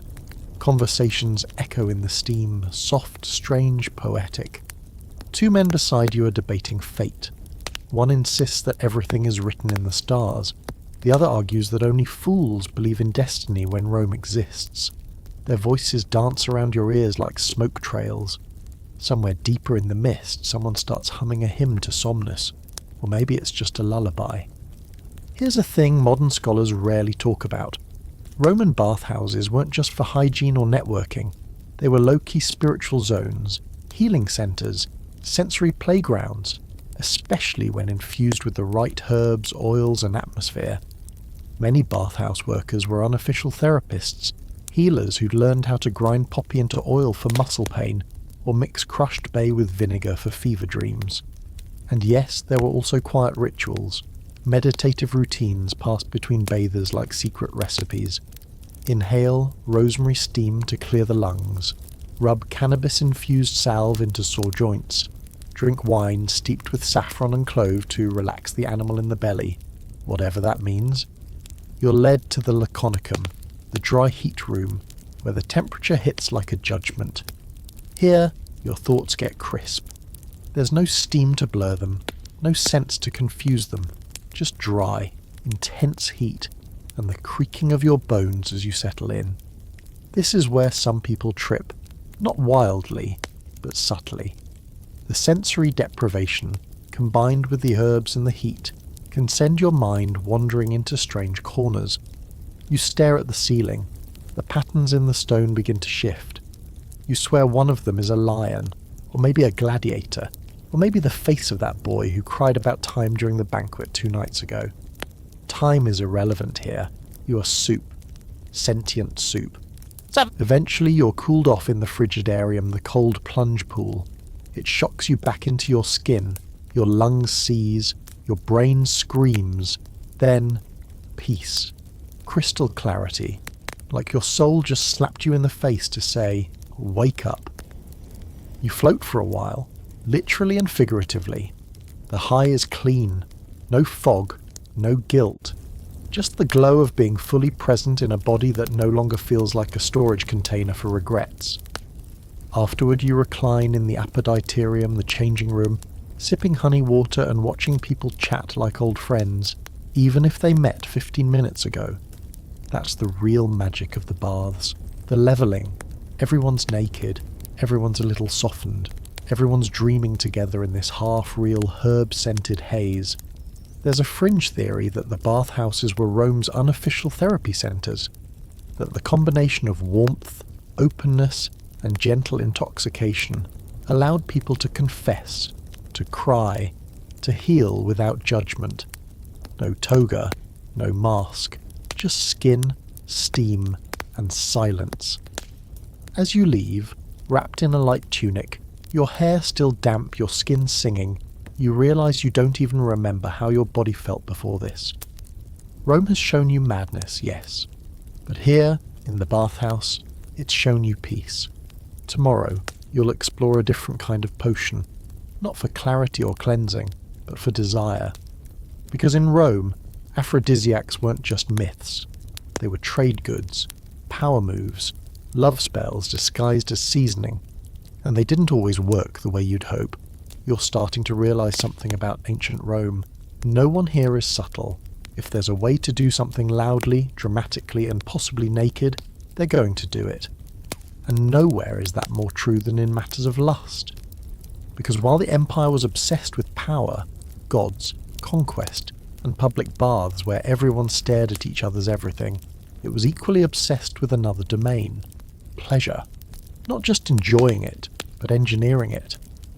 Which brings you to today's adventure, Roman aphrodisiacs. You're walking through a spice market in the Aventine, and it's not the usual chaos.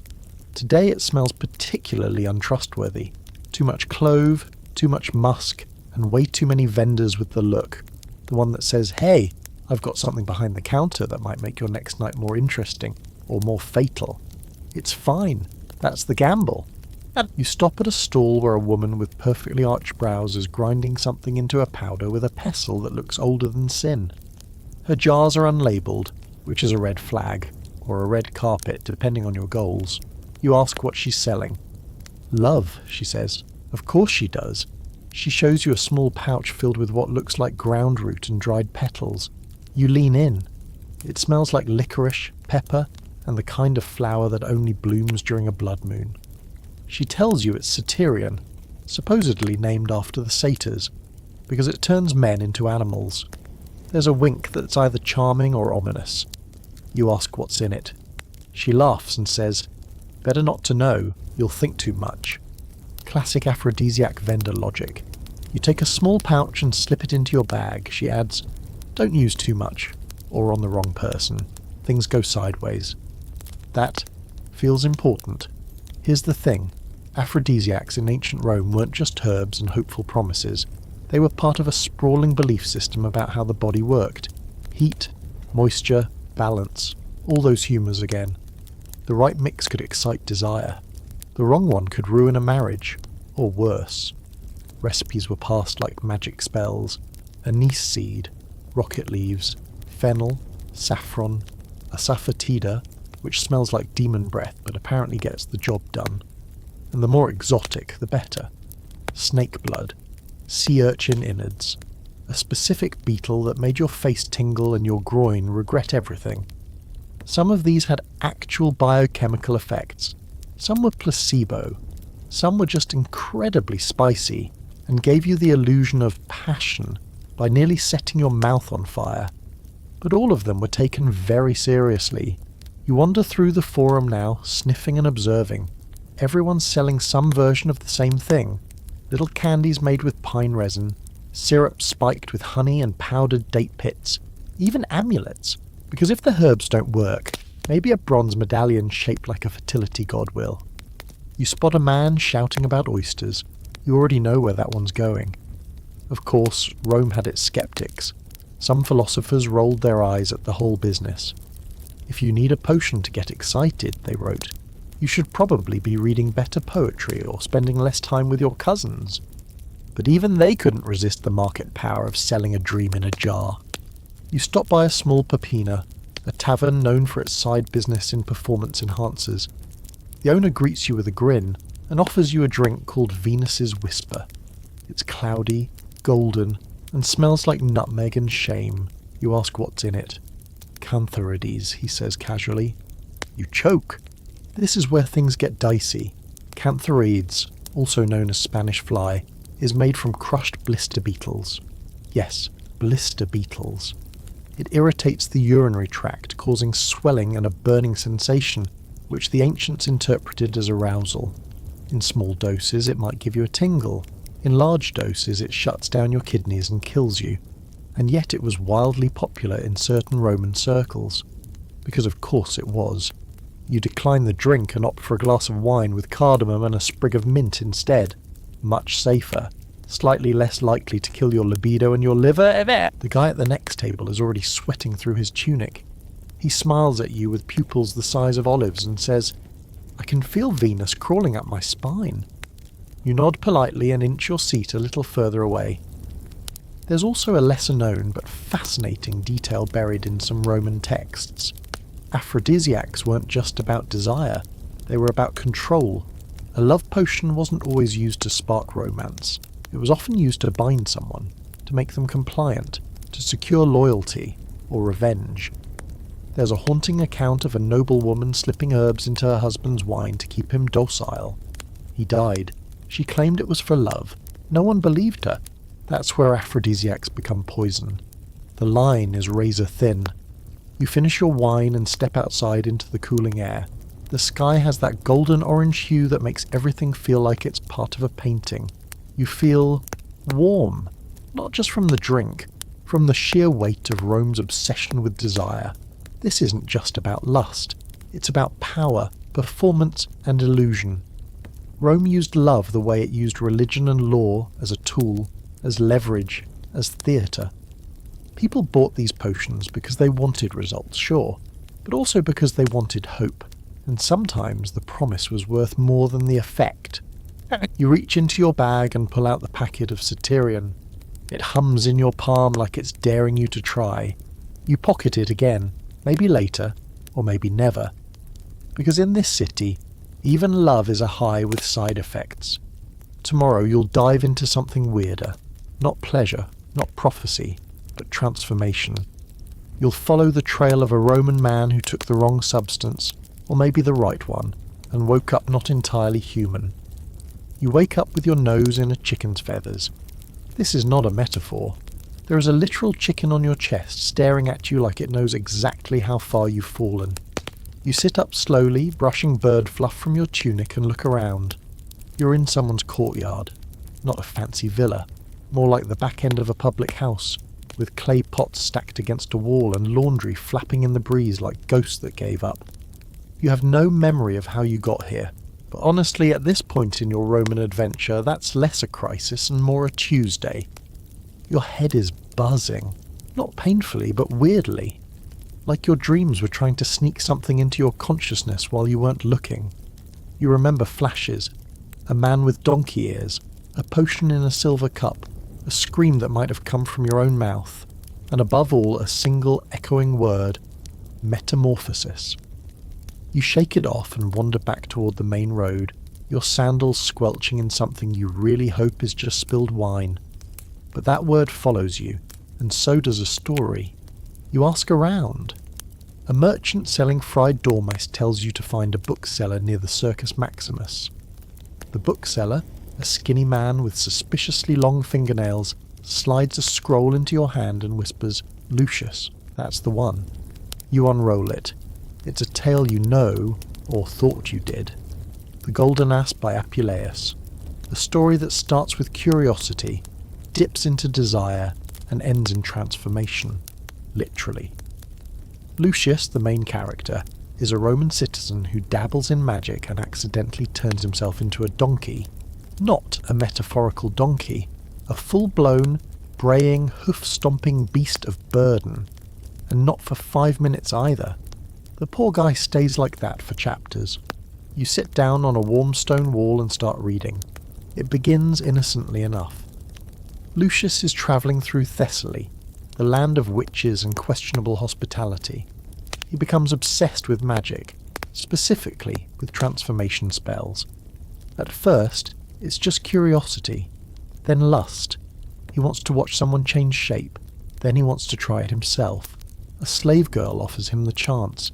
She's stolen a salve from her witch mistress. "Rub it on your body," she says.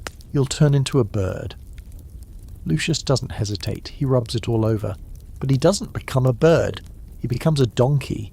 Cue panic, chaos, and a very long journey through humiliation, beatings, and ultimately spiritual awakening. But you can't stop thinking about the salve. Historians have debated for centuries what exactly Lucius used. Was it fiction? A parable about hubris? Or was Apuleius hinting at something more real, more pharmacological? You track down an herbalist who specialises in unusual recipes. Her shop is dark, lined with jars labelled in Greek, Latin and pictograms that make no sense. You ask her what kind of salve could make a man believe he'd turned into a donkey. She doesn't laugh. She pulls out a list. It includes mandrake, belladonna, datura, henbane and opium poppy. She says these were known ingredients in ancient flying ointments, used by witches, mystics, and very bored aristocrats. When applied topically, they could cause vivid hallucinations, out-of-body experiences, and yes, transformation fantasies. You don't actually become an animal, she says. You just think you did, sometimes for hours, sometimes longer. Depends how strong the mix is, and how weak the mind. You suddenly don't want to know how many Luciuses are walking around Rome right now, convinced they're barnyard animals. There's a fringe theory that some of these so-called transformations weren't just the stuff of myths or novels, that they were real experiences, triggered by carefully blended psychoactive compounds. The salves were absorbed through the skin, especially through sensitive areas like underarms or mucous membranes, causing powerful full-body hallucinations. Flight, shape-shifting, seeing gods, becoming beasts, a guided trip into the subconscious, often aided by a witch, who served less as an evildoer and more as an early psychonaut guide. And yes, some of these recipes were dangerous. Belladonna and datura are not gentle herbs. Their active compounds, atropine, scopolamine, can cause delirium, memory loss, and in high doses, death. But in small, deliberate applications, you get visions, stories, maybe even a journey to the edge of your own humanity. You ask the herbalist if she's ever made the donkey salve. She gives you a long look. "Only once," she says. "The man thought he was a goat. He tried to climb onto my roof and eat the tiles. We had to tie him to a fig tree until it wore off." You blink. She shrugs. "He tipped well." Outside, the street is busier now. You pass someone dressed like a dog barking at passers-by. Everyone ignores him. You're not sure if it's a costume, a punishment, or a leftover from a particularly intense ointment. You don't ask. You wander toward a quiet garden near the Palatine Hill and sit on a stone bench. The scroll still sits in your hand. Lucius's journey from man to ass to man again isn't just comedy. It's a warning. About craving power without wisdom. About diving into transformation without knowing what you're giving up. But it's also something else. It's a glimpse into the Roman imagination, and their access to substances that could bend that imagination until reality cracked. This wasn't about fun, this was about becoming. Stepping outside your body, seeing what else you might be. Animal, spirit, monster, God. You don't know if you'll ever try the salve the herbalist offered. You declined, for now. Because the idea of losing yourself fully in this city is not as romantic as it once was. Tomorrow you'll climb upward again, not spiritually, literally. You'll find a tower where priests might have gotten high in the most old-fashioned way, by going up and possibly smoking something sacred on the way. Today, you climb. You've spent so long beneath Rome, down in temples and tunnels, bathhouses and basements, surrounded by smoke, sweat, incense, and enough experimental substances to make a modern lab tech have a panic attack. So now your body wants something else, something clearer, cleaner. You want air, height, distance. You want to see the city from above, to remember that it's not just a hallucination wrapped in marble, it's also real and huge, and full of people just trying to get through the day without accidentally turning into a donkey. So you follow the curve of the Aventine Hill, past quiet gardens and well-dressed philosophers, pretending they didn't just wake up with a stranger and a new tattoo. You keep climbing, past shrines and statues, until you reach a strange little building tucked into the edge of a terrace. Tall, narrow, simple. A turret. A tower. There's no guard, no sign. Just a wooden door with a symbol scratched into it, an eye surrounded by stars. You've seen it before, in a dream, or maybe scratched into the corner of a bathhouse wall after that herb-infused wine did more than just relax you. You push open the door and climb the spiral stairs. They're steep, uneven, worn down by centuries of boots and sandals and whatever ceremonial footwear high priests wore on a Tuesday. The smell changes as you ascend. First dust, then dry herbs, then something sweet and resinous, with a sharp medicinal edge. You know that scent. You've inhaled it in temples and side streets and back rooms of perfumers who definitely weren't just perfumers. It's frankincense, and myrrh, and probably something else tucked in for fun. You reach the top and find a small round chamber, open to the sky. A bowl of glowing coals sits in the centre. Around it, stone benches, an offering plate, and a pile of ashes that suggests someone recently burned something here they didn't want identified. And sitting near the coals, calmly staring into the smoke like he's waiting for a sign from the universe, is a man in robes the colour of rust. He doesn't startle when you enter. He just gestures for you to sit. You do. He says nothing for a long time, and that's fine. You've learned by now that Rome doesn't explain itself up front. You have to sit in the heat, breathe the air, and let the weirdness come to you. Eventually he speaks. You seek visions, he says, not as a question, but from above, not below. You nod. He tosses something into the coals. The smoke changes colour slightly, thickens. It smells cool, like menthol and honey and crushed pine needles. But then it shifts again, deeper, darker. Your nose tingles, your ears pop. Your vision sharpens and softens at the same time. This is not just incense. You've entered the realm of the high priests. And not just because they're spiritually elevated. Rome had dozens of priesthoods, from the well-known Vestals to obscure cult leaders operating in shady groves. But a few of them were known for working in high places, literally. Towers, hilltop sanctuaries, elevated platforms where they could interpret signs in the sky, inhale the winds, and burn substances meant to lift the mind toward the heavens. There's a debate, of course. Some historians argue the towers were just for practical observation, astronomy, weather, watching the movement of birds for augury. Others suggest a more poetic reason, to thin the air between this world and the divine, to get closer to the gods by climbing out of the human mess below and breathing something sacred. But a fringe theory suggests something bolder, that these towers weren't just about location. They were labs, controlled environments where ritual smoke, herbal blends and fasting combined to create altered states, where priests could enter trance, speak in tongues, receive visions and come back with answers, or at the very least compelling stories. The priest beside you is now chanting something soft and rhythmic, not Latin, not Greek, maybe Etruscan, or maybe he's making it up as he goes. The smoke curls around your face, you close your eyes, and you rise, not physically. You're still seated, but something inside you is climbing, spiraling up past thought, past memory, past that one embarrassing night at the Bacchic orgy.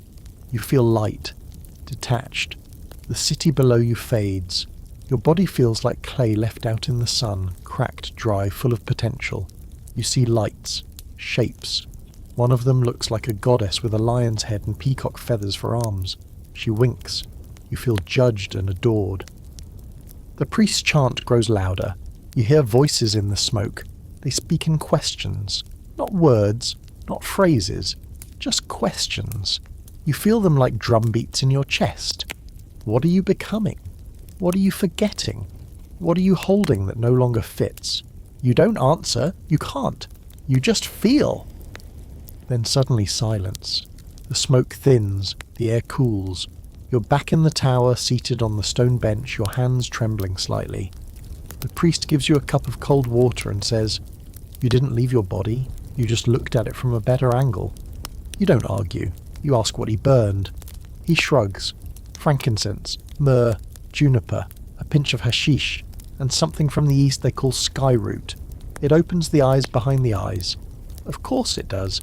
He says many priests use this blend when consulting omens, when interpreting dreams, drawing lots or seeking guidance.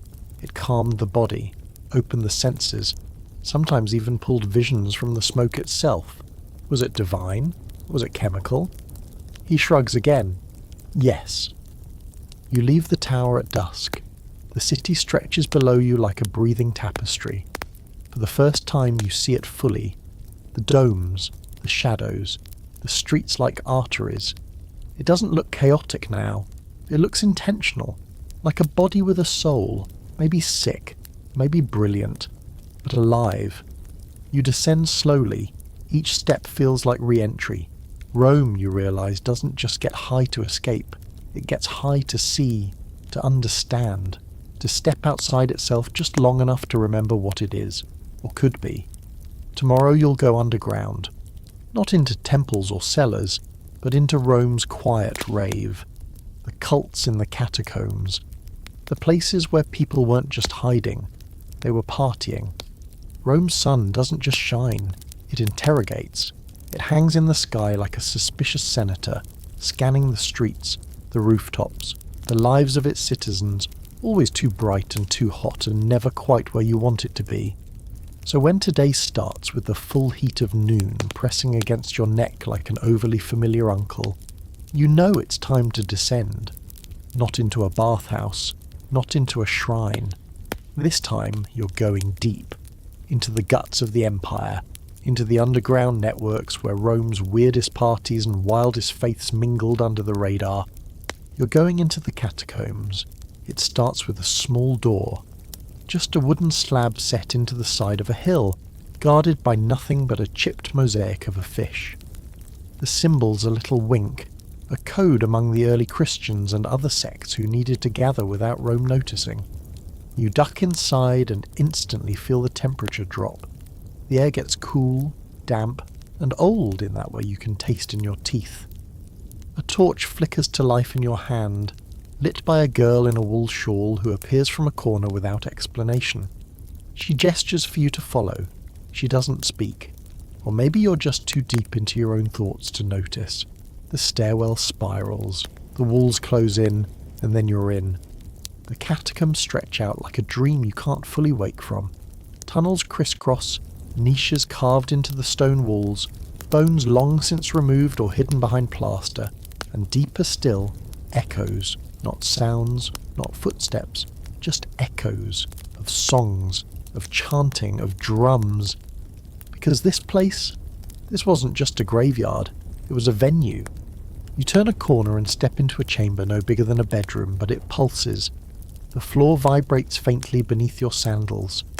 A group of people sits in a circle around a brazier, their faces lit by flame and something else. Excitement, maybe, or whatever the ancient equivalent of being pre-gamed looks like. One of them glances up and smiles. "You're just in time," she says. Someone hands you a cup. You stop asking what's in these things. You drink. It's bitter and thick, but not unpleasant. Your tongue goes numb, and you feel a bloom of warmth in your chest, like you swallowed a candle. The man next to you leans in and whispers, "Wine," with crushed nutmeg, hemp oil and wild lettuce, for the spirit and the joints. You nod because yes, your knees do suddenly feel incredible. The ritual begins. This isn't an official Roman cult. No Mithric bull slaying, no aristocrats in masks pretending they're philosophers. This is a fringe gathering, an underground faith, fused together from bits of pagan rites, early Christian mysticism, and whatever someone brought back from Egypt that they definitely weren't supposed to have. A woman begins to sing, not in words, but in vowel sounds that stretch and bend like molten glass. The others hum with her. The light from the brazier changes colour. You blink, and the walls seem to move, not physically but emotionally. They feel closer, more loving. Someone else throws herbs into the fire. The smoke sharpens, biting your nose and then cooling your lungs. You recognise myrrh, maybe hyssop, maybe something that grows only in nightmares. Your heartbeat doesn't speed up, it slows, you're sinking. And then, laughter. Not yours. Not even from someone in the room. It seems to come from the walls. You realise vaguely that this chamber was once a tomb. Maybe still is. The dead were here long before you, and instead of running from that thought, you lean into it. Because the people around you, they're not afraid. They invite the dead. They sing to them, dance for them, toast to them. Welcome to Rome's secret rave. Here's the weird part. The catacombs weren't just hiding spots for persecuted religions, they were creative spaces. Spaces where people could explore alternative beliefs, alternate consciousness, and yes, altered states. You think about how easily this could have been called blasphemy. How many of these people risked death just to sit in a circle and sip a drugged-up wine by candlelight? But they did it anyway. Because sometimes, the only place you can be fully free is underground. There's a fringe theory that the catacombs doubled as spiritual laboratories, early experiments in group tripping and communal dreaming. The ingredients? Low light, rhythmic sounds, sacred symbols, psychoactive substances, and just enough fear to keep your senses sharp. It wasn't escape, it was transformation. You didn't go into the catacombs to hide, you went in to become. And what did you become? At the moment you're not entirely sure, but your hands feel like they're humming. Your eyes can't decide if the room is stone or stars, and when someone touches your shoulder, it feels like you've been forgiven for something you forgot you did. You close your eyes and let the moment hold you. When you finally surface hours later, maybe more, the sun is setting.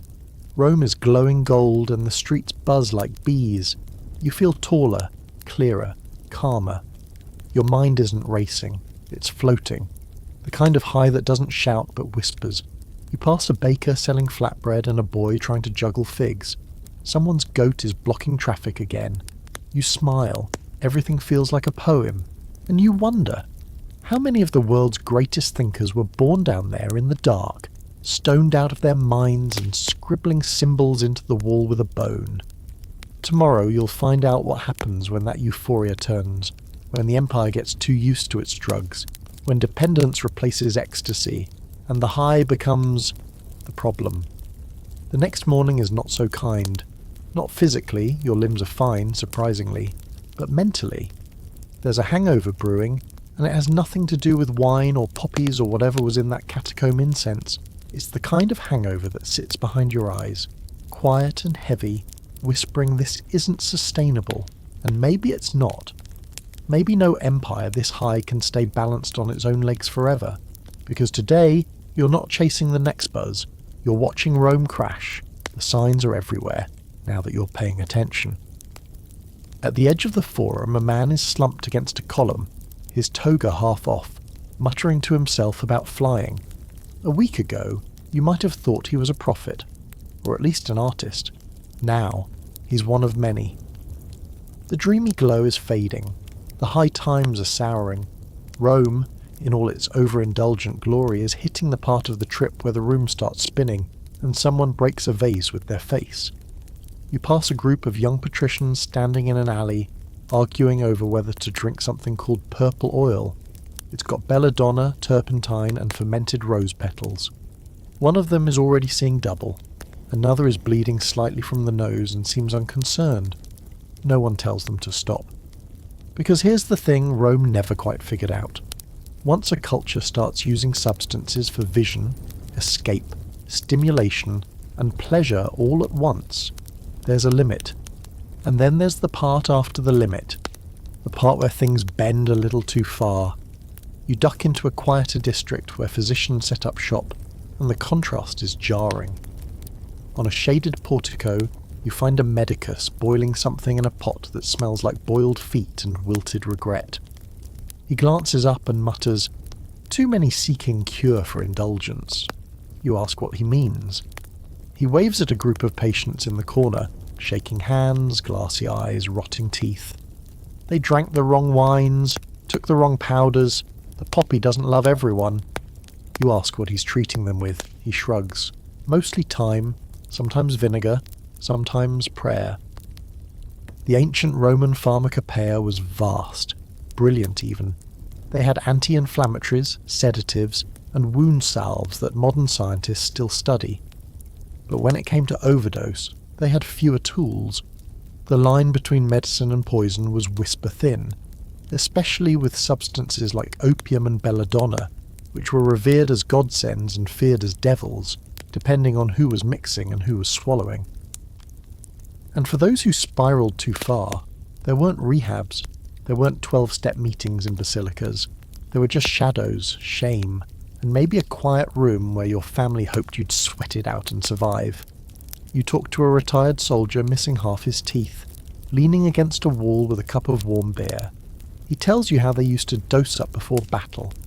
Poppy honey, vinegar, he says, killed the pain, killed the fear, sometimes killed the man.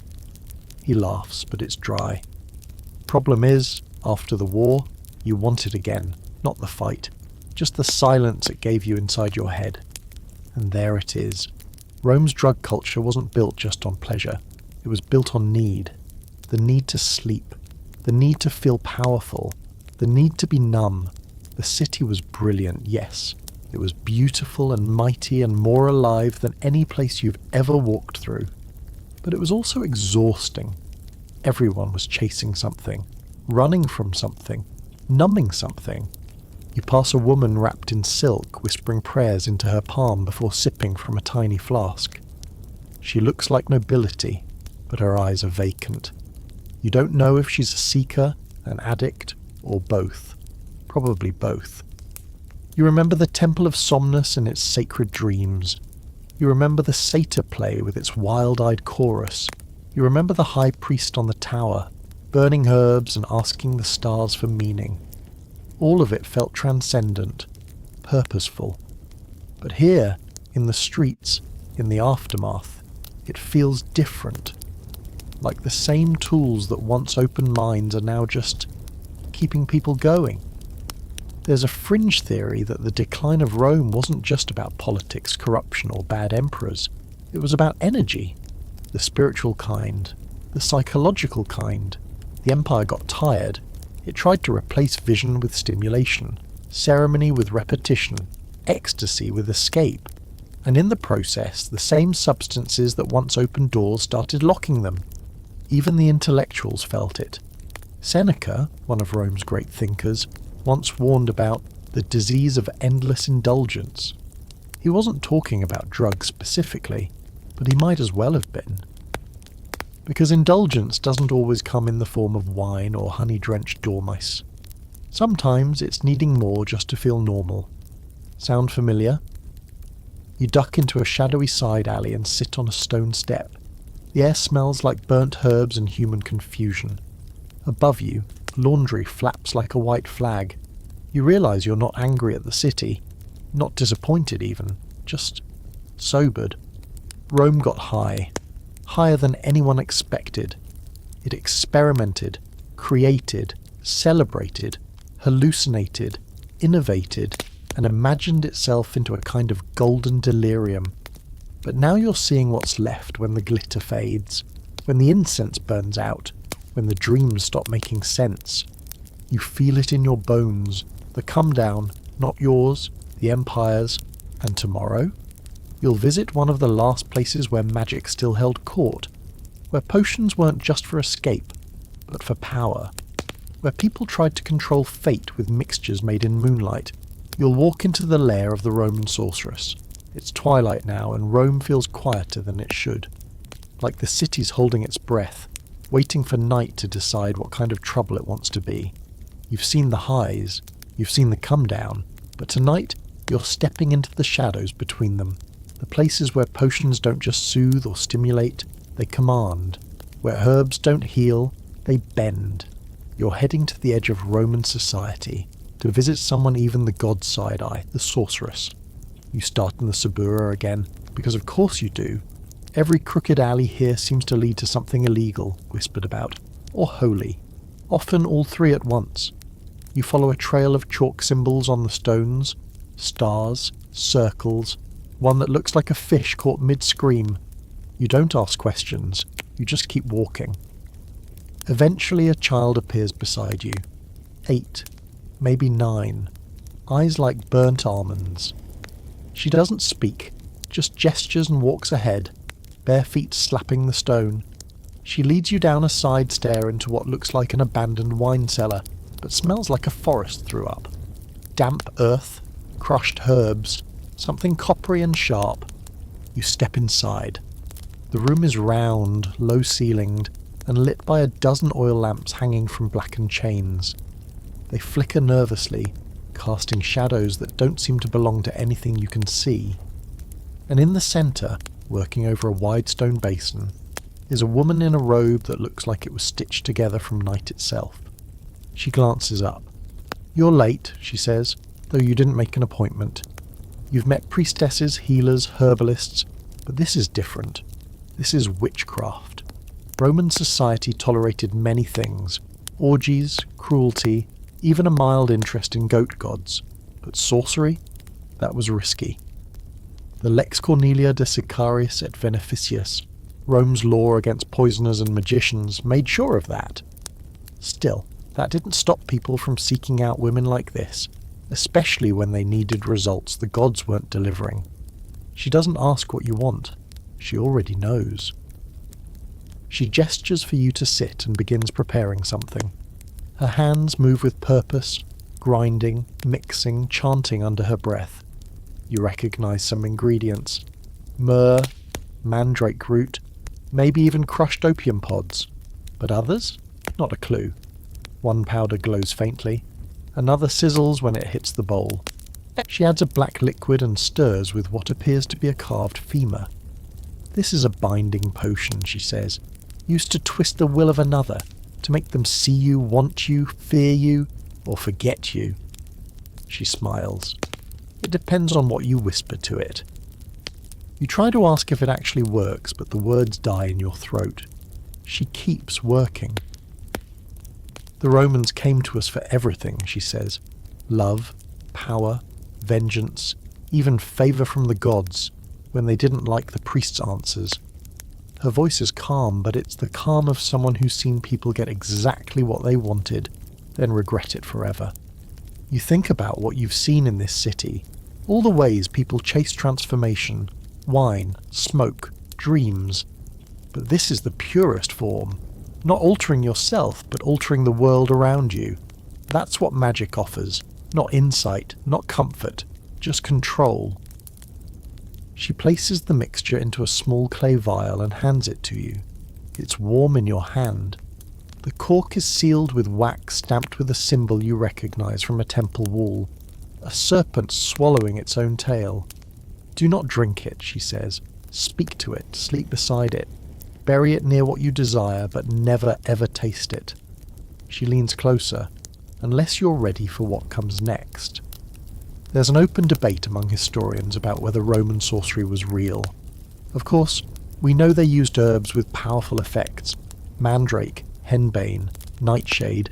They're not pretend. They're chemical. The rituals were dramatic, yes, but many included sensory techniques designed to overwhelm. Smoke, repetition, music, and sleep deprivation. It's easy to imagine someone believing their curse worked, especially if it was paired with a known poison or an intense hallucination.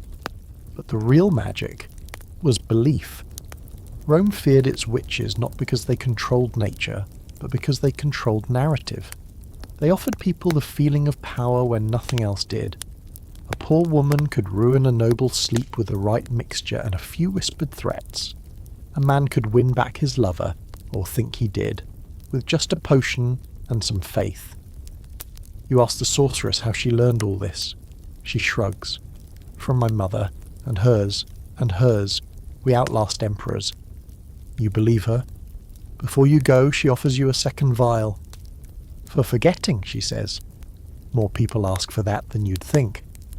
You decline. You've already seen too much to pretend it didn't happen. You walk out into the night with the binding potion tucked into your sash. The child who brought you there is gone. The city is quiet now, holding its strange breath again. You pass a couple kissing in the shadow of a ruined fountain. A dog follows you for 3 blocks, then vanishes.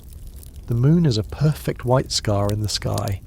You're not high tonight, not exactly, but you feel altered, like something inside you shifted.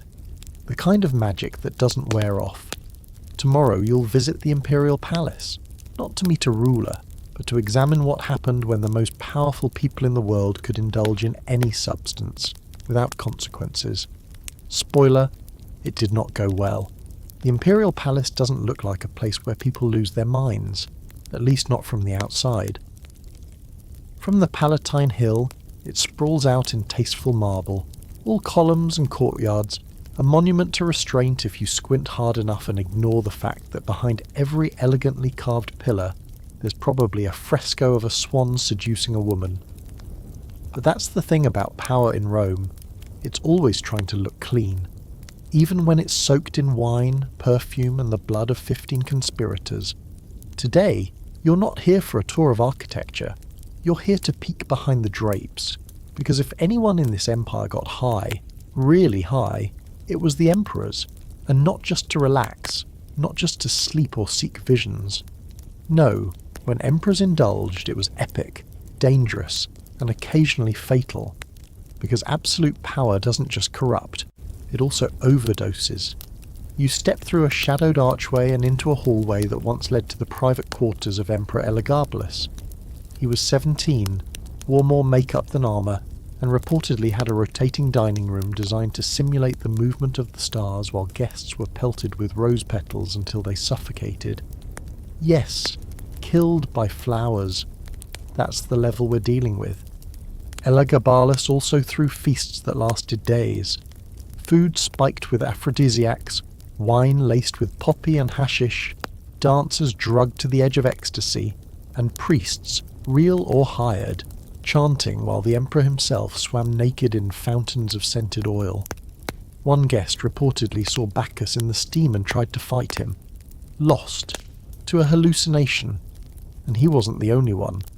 You wander deeper into the ruins, your feet scuffing mosaic tiles that probably cost more than most temples. You can almost smell it. Incense, wine, animal musk, fear. Because under all the indulgence was a constant tension. How far could they go before the body or mind gave out? Take Nero. Ah, Nero. Rome's favourite cautionary tale. He fancied himself an artist, a god, and occasionally a woman, depending on the night. His private parties were legendary and loaded. Poppy wine, mushroom feasts, and an imported blend of Syrian herbs that made your skin feel like it was humming in Greek. Some nights he'd paint, others he'd murder someone, sometimes both. And of course there's the infamous mad emperor Caligula. Stories swirl around him like smoke from a cursed censer, mixing drugs into food not to seduce but to control, dosing senators during dinners just to watch them squirm, giving horses wine and claiming they offered better counsel than his cabinet. Was he truly insane, or just riding a toxic combination of unchecked power, spiritual delusion, and too many poorly measured potions? You pause in a quiet courtyard trying to imagine it. A ruler with unlimited access to every substance, surrounded by people too afraid to say, maybe don't snort that. This wasn't curiosity anymore. It was compulsion, the need to keep the high going, to stretch reality until it broke, and when it did, they blamed the stars. Here's the question historians still wrestle with. Were these emperors victims of their vices, or was their madness the point? Some argue they used drugs as tools to transcend morality, to become more than men, gods, living myths. Others say they were just very rich teenagers with terrible impulse control. There's a theory that the palace itself became a kind of drug. Its marble halls, gold ceilings, and echoing silence fed the ego until the brain melted. Add actual substances and you've got yourself a recipe for divine lunacy. You stumble into what was once a banquet hall. It's mostly ruined now, but you can still make out the layout. Reclining couches, hidden alcoves, a small fountain, probably for washing hands or drinking if you didn't mind catching whatever potion the emperor felt like slipping in. You sit where a noble once passed out after being enlightened by a drink that tasted like sandalwood and regret. A servant, maybe high himself, would have wandered past offering more, always more, because no one told emperors no. They just gave them something stronger. Saffron honey liqueur with crushed pearl, wine aged in resin and lavender, mushroom paste licked off fingers by trembling guests who thought they were foxes. By the time the stars came out, half the party had forgotten their names, and the other half had new ones. You close your eyes and breathe in. You can almost hear the laughter, the wild kind tinged with hysteria. You can feel the tremble in the walls as someone stands up to declare they've become Mars incarnate. You see the smear of wine across a fresco, the shimmer of sweat on a drugged-up poet trying to recite Virgil backwards, and underneath it all, fear. Because at the core of this imperial intoxication was something darker than pleasure. It was the terrifying loneliness of absolute power. When you're a god to everyone around you, you can never just be. You have to perform, to ascend, to stay elevated, through drugs, through rituals, through fantasy, because to fall means becoming human again. And humans don't survive in Rome for long. You rise and walk back through the ruins. A breeze picks up, and for a moment you imagine it's carrying the ghost of a scent. Poppy smoke and sweet myrrh. The same blend that once fogged these halls. It hits you now. How high the empire flew. Not just in ambition, but in intoxication. Rome wasn't content to build roads and conquer Gaul. It wanted to feel everything, to push the limits of experience, and like every addict, it never believed there'd be a crash. But tomorrow, you'll feel the ground start to give way. You'll descend into the ruins of what came after the party stopped.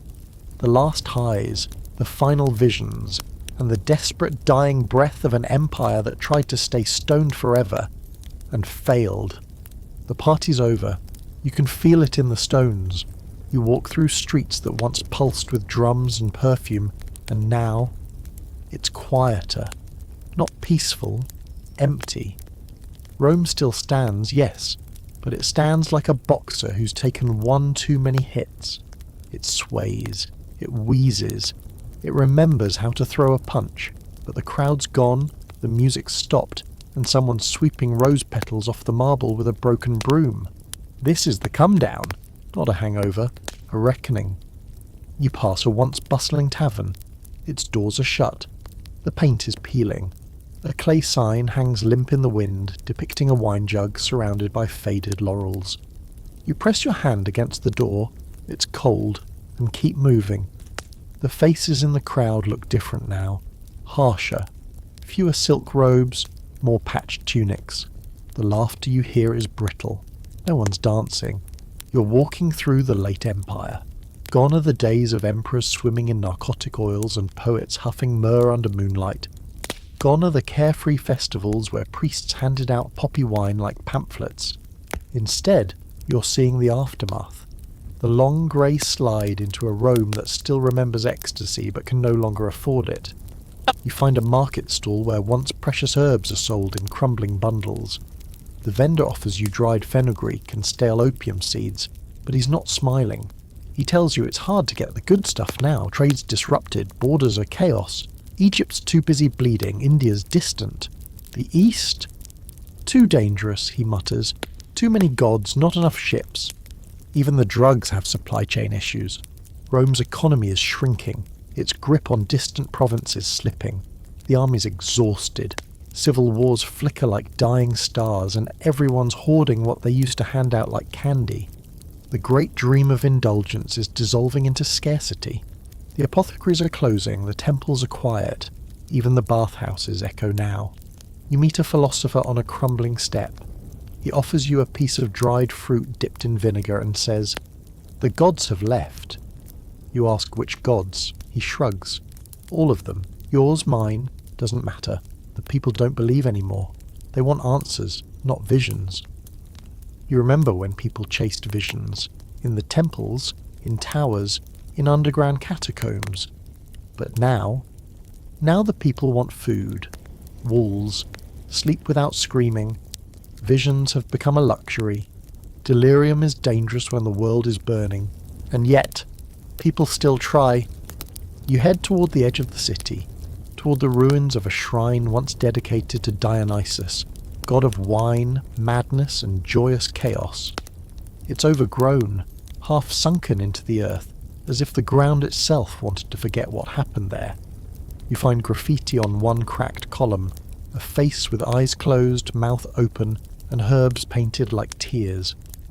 Inside, there's a single worshipper, an old woman with dyed fingertips and a jar of what looks like fermented milk and crushed thyme. She offers you a sip. You take it. It's sour and strange, but not unpleasant. "Used to be for dreams," she says. "Now it's for sleep, nothing more." You sit beside her for a while. She tells you stories of parties that shook the sky, of potions that made you fly, of gods that came in fire and left in smoke. She doesn't regret them, but she doesn't pretend they're coming back.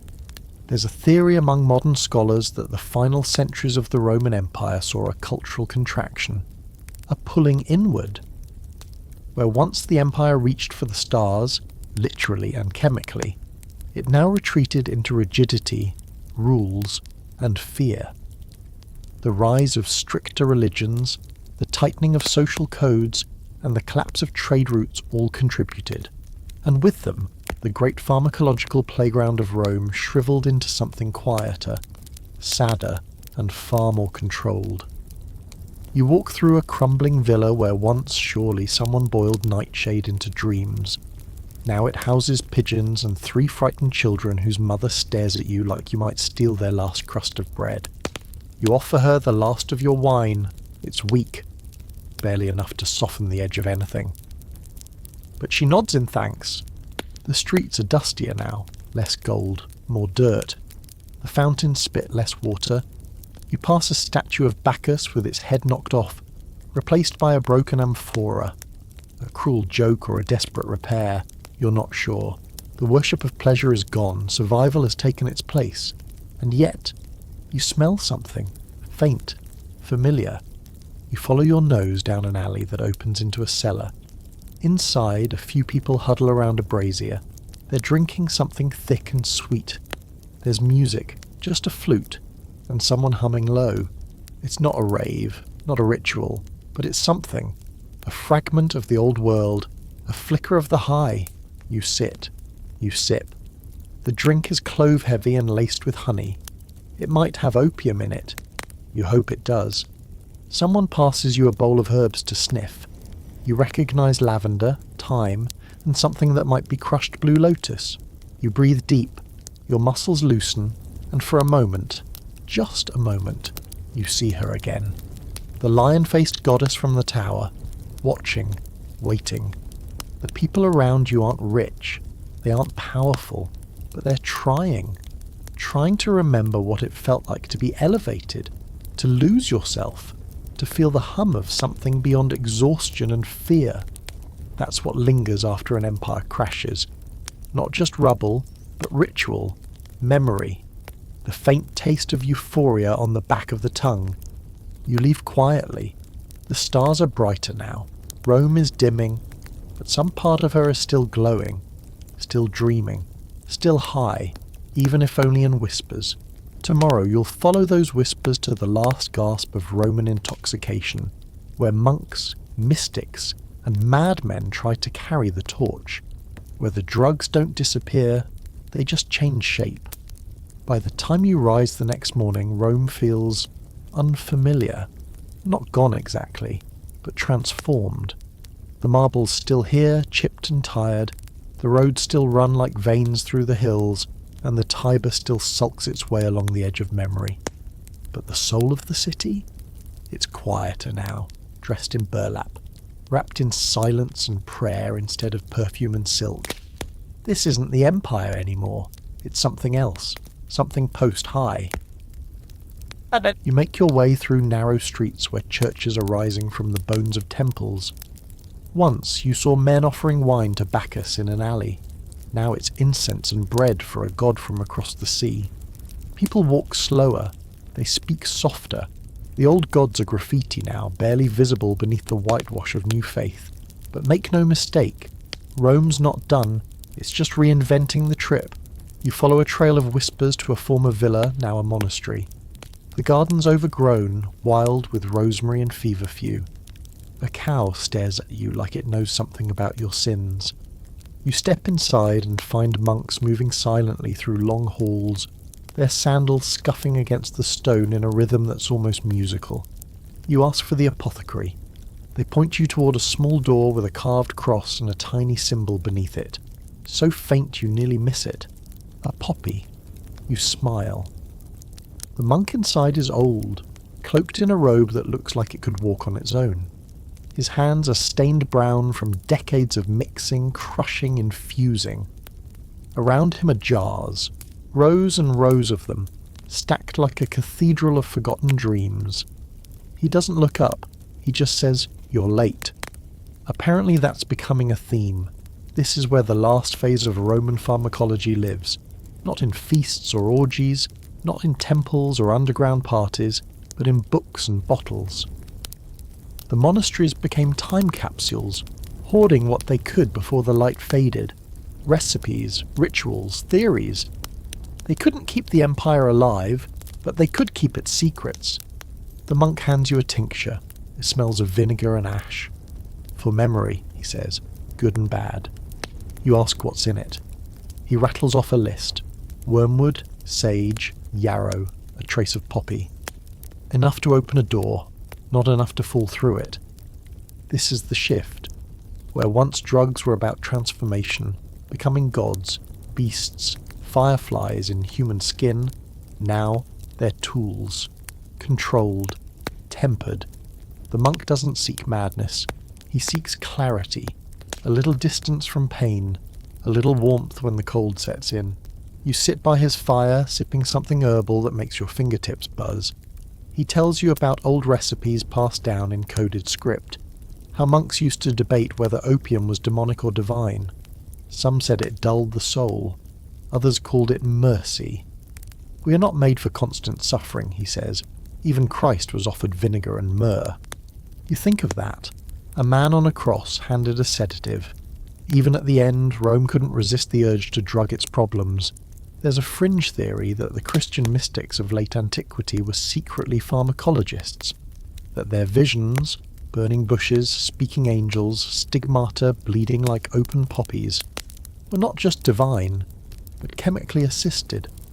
Wine was still holy, incense still burned, and certain monastic orders, especially those near the eastern trade routes, had access to powerful roots and resins. They wouldn't call it getting high.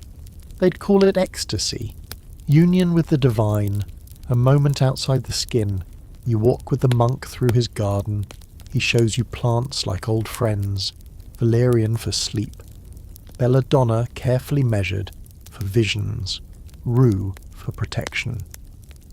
We take care not to mix too much, he says. Rome already taught us what happens when we reach too far. He pauses by a bench, sits, and opens a book. Inside are diagrams of the human body, annotated with notes in Latin and Greek. Phrases like balance of humours and opens the gates of sleep. You recognise some ingredients from earlier in your journey: blue lotus, mandrake, cannabis resin. These are not gone, he says, just hidden. That's the thing. Rome didn't lose its drugs, it just rebranded them. sacred instead of profane, controlled instead of chaotic. The wild raves of Dionysus gave way to the calm trances of hermits. The drug dens of the Subura became sick bays and scriptoriums, and while the state may have fallen, the recipe survived. He hands you a bundle of dried herbs wrapped in linen. For the road, he says, in case your dreams get heavy. You leave the monastery as dusk falls. The city feels softer now, less like a fever dream, more like a memory you haven't finished unpacking. A man sings a hymn from a rooftop. Somewhere below, a child laughs. You hear neither drums nor chanting tonight, just the wind rustling rosemary and the creak of a door that never quite shuts. And in your bag, that bundle of herbs hums like a lullaby.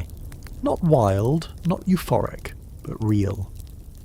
Tomorrow you'll take your final walk through Rome, not as a seeker of highs, but as a witness to the echoes. You'll trace the last steps of the intoxicated empire and ask, what did it leave behind?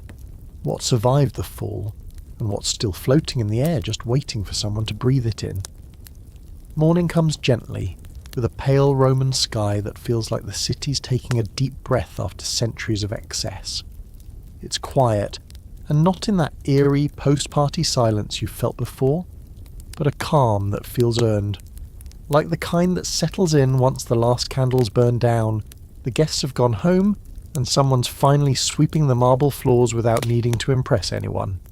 This is your last walk through the city, not to chase visions or climb towers or drink something that makes your ears buzz and your dreams bleed gold, not even to uncover secrets. You've done that. Now you're here to collect the echoes. You take the long route, past what's left of the Circus Maximus, where cheers once shook the bones of Rome, but now it's mostly grass and ghosts. Past the temples turned to churches turned to ruins.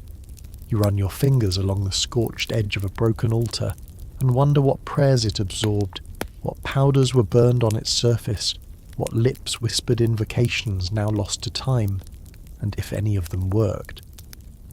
You pass a group of children chasing a goat up the Via Sacra. They're laughing, not praying, not hallucinating, not quoting Virgil through a poppy haze, just running, free.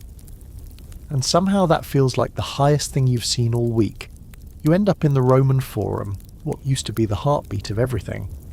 Senators debated here, lovers met in shadowy colonnades, merchants sold everything from apples to opium here, right under the eyes of the gods. Now it's quiet. A few birds, a dog sleeping under a collapsed column. Time has peeled back the grandeur, but if you close your eyes, you can still feel it. The weight of 1,000 lives chasing experience. Rome got high. Higher than any civilization before it. Not just on substances, but on sensation, on power, on possibility. They didn't settle for bread and water when they could soak everything in saffron, wine and wildflower honey and call it holy. And yet, it was never just about indulgence. It was about meaning. They got high not just to escape, but to touch something bigger, to flirt with the divine, to outpace death, if only for a night. You remember the Temple of Somnus and its sacred sleep, the painted priest grinning over burning resin, the Satyrian vendor who sold lust in a pouch with a warning you still haven't used, the tower on the Aventine where smoke turned prayers into kaleidoscope spirals, the woman in the dark who stirred mandrake and nightshade with a bone and offered you power like it was just another item on the menu, and you remember the crash, the lost eyes, the slurred philosophers, the emperor who drugged his dinner guests just to feel something new, the monk with his hands stained from trying to preserve a wisdom too potent for its own good. Rome never stopped using. It just forgot why it started. Now, in this last quiet stroll, you wonder what stuck. What outlived the fall? Some of the plants did. The rituals too slipped sideways into religion, medicine, superstition. Laurel became a symbol. Wine turned into blood. The dreams never died. They just got rewritten, translated into newer tongues, and whispered in stone churches by people who claimed they'd never touched a herb stronger than time. But make no mistake, the knowledge never vanished. It lingered, in monasteries, in trade caravans, in stories scrawled into marginalia with ink that glowed faintly under moonlight, in recipes hidden under psalms, in the breath of the midwife, the twitch of the herbalist's fingers, the old woman with too many jars and not enough labels. You sit on a low wall overlooking the Palatine. The sun's climbing now, soft and forgiving. You reach into your bag and pull out what's left. The vial from the sorceress, still sealed. The herb bundle from the monk, still fragrant. A tiny piece of parchment with the recipe for dream wine, tucked into your sandal days ago by someone whose name you never learned. You could use them. You could open the vial, whisper something into it, let the old Roman magic wrap around your spine and do what it does best. You could drink the wine, see the goddess again, dissolve into stars, but instead you just sit. You don't need to see more. Because the point was never just to chase the high, it was to understand why they chased it in the first place, and now you do. Rome was terrified of stillness, of ordinary days, of being small in the face of time, so it reached upward, outward, inward, wherever it had to find the divine spark. Sometimes that spark came in the form of a god descending, sometimes in a pinch of powder, sometimes in the simple act of trying. You walk back through the streets one last time. The air is warm, the smells are familiar. Bread, sweat, basil, and underneath it all the faintest memory of smoke. Frankincense, or maybe something stronger. Rome has come down, but it hasn't forgotten. Not really. You leave behind the vial, you place it on a stone ledge, where sun and time can do what they will with it. Someone else will find it, or not. It doesn't matter. What matters is this. You saw the Empire's heartbeat, its wild, reckless, glorious pulse, the way it sought the sky not with reason alone, but with hands stained by herbs and lips full of chants. It soared, it stumbled, and it left behind the kind of stories that still shimmer under your skin. You turn the corner, and the city folds behind you like a curtain falling at the end of a very long, very strange, very beautiful performance. The lights dim, the crowd fades, and Rome, still buzzing somewhere in the bloodstream of the world, finally sleeps. So here you are, back in bed, probably blinking at the ceiling and wondering what exactly just happened. And honestly, same. You've just wandered through a Rome that very few history books will show you. A Rome not just of emperors and legions, but of dreamers and trippers, high priests and higher dinner guests. You walked with satyrs, napped in temples, drank from bowls that may or may not have whispered back, and stood under stars that pulsed just a little too rhythmically to be natural. All of it real, or close enough. And while the empire fell, as all empires do, the experience lingers. Somewhere between the gods and the gutters, the Romans discovered something humans never stop chasing. A way out of their heads, and sometimes a way back in. Through plants, potions, rituals, and the occasional questionable mushroom, they reached for the divine and occasionally grabbed it by the beard. But now you're warm, safe, probably lying in the dark with a blanket pulled up just right, and your brain's somewhere between, should I Google this stuff, and I need to sleep immediately. So here's your final prompt. Inhale, hold, exhale. Whatever dream comes next, let it be weird. Let it be Roman. Let it be laced with something ancient and slightly unregulated. And when you wake, maybe, just maybe, you'll still taste honey and thyme on your tongue and swear the goddess with lion eyes gave you a wink on the way out. Sleep well, traveller. Rome's always waiting.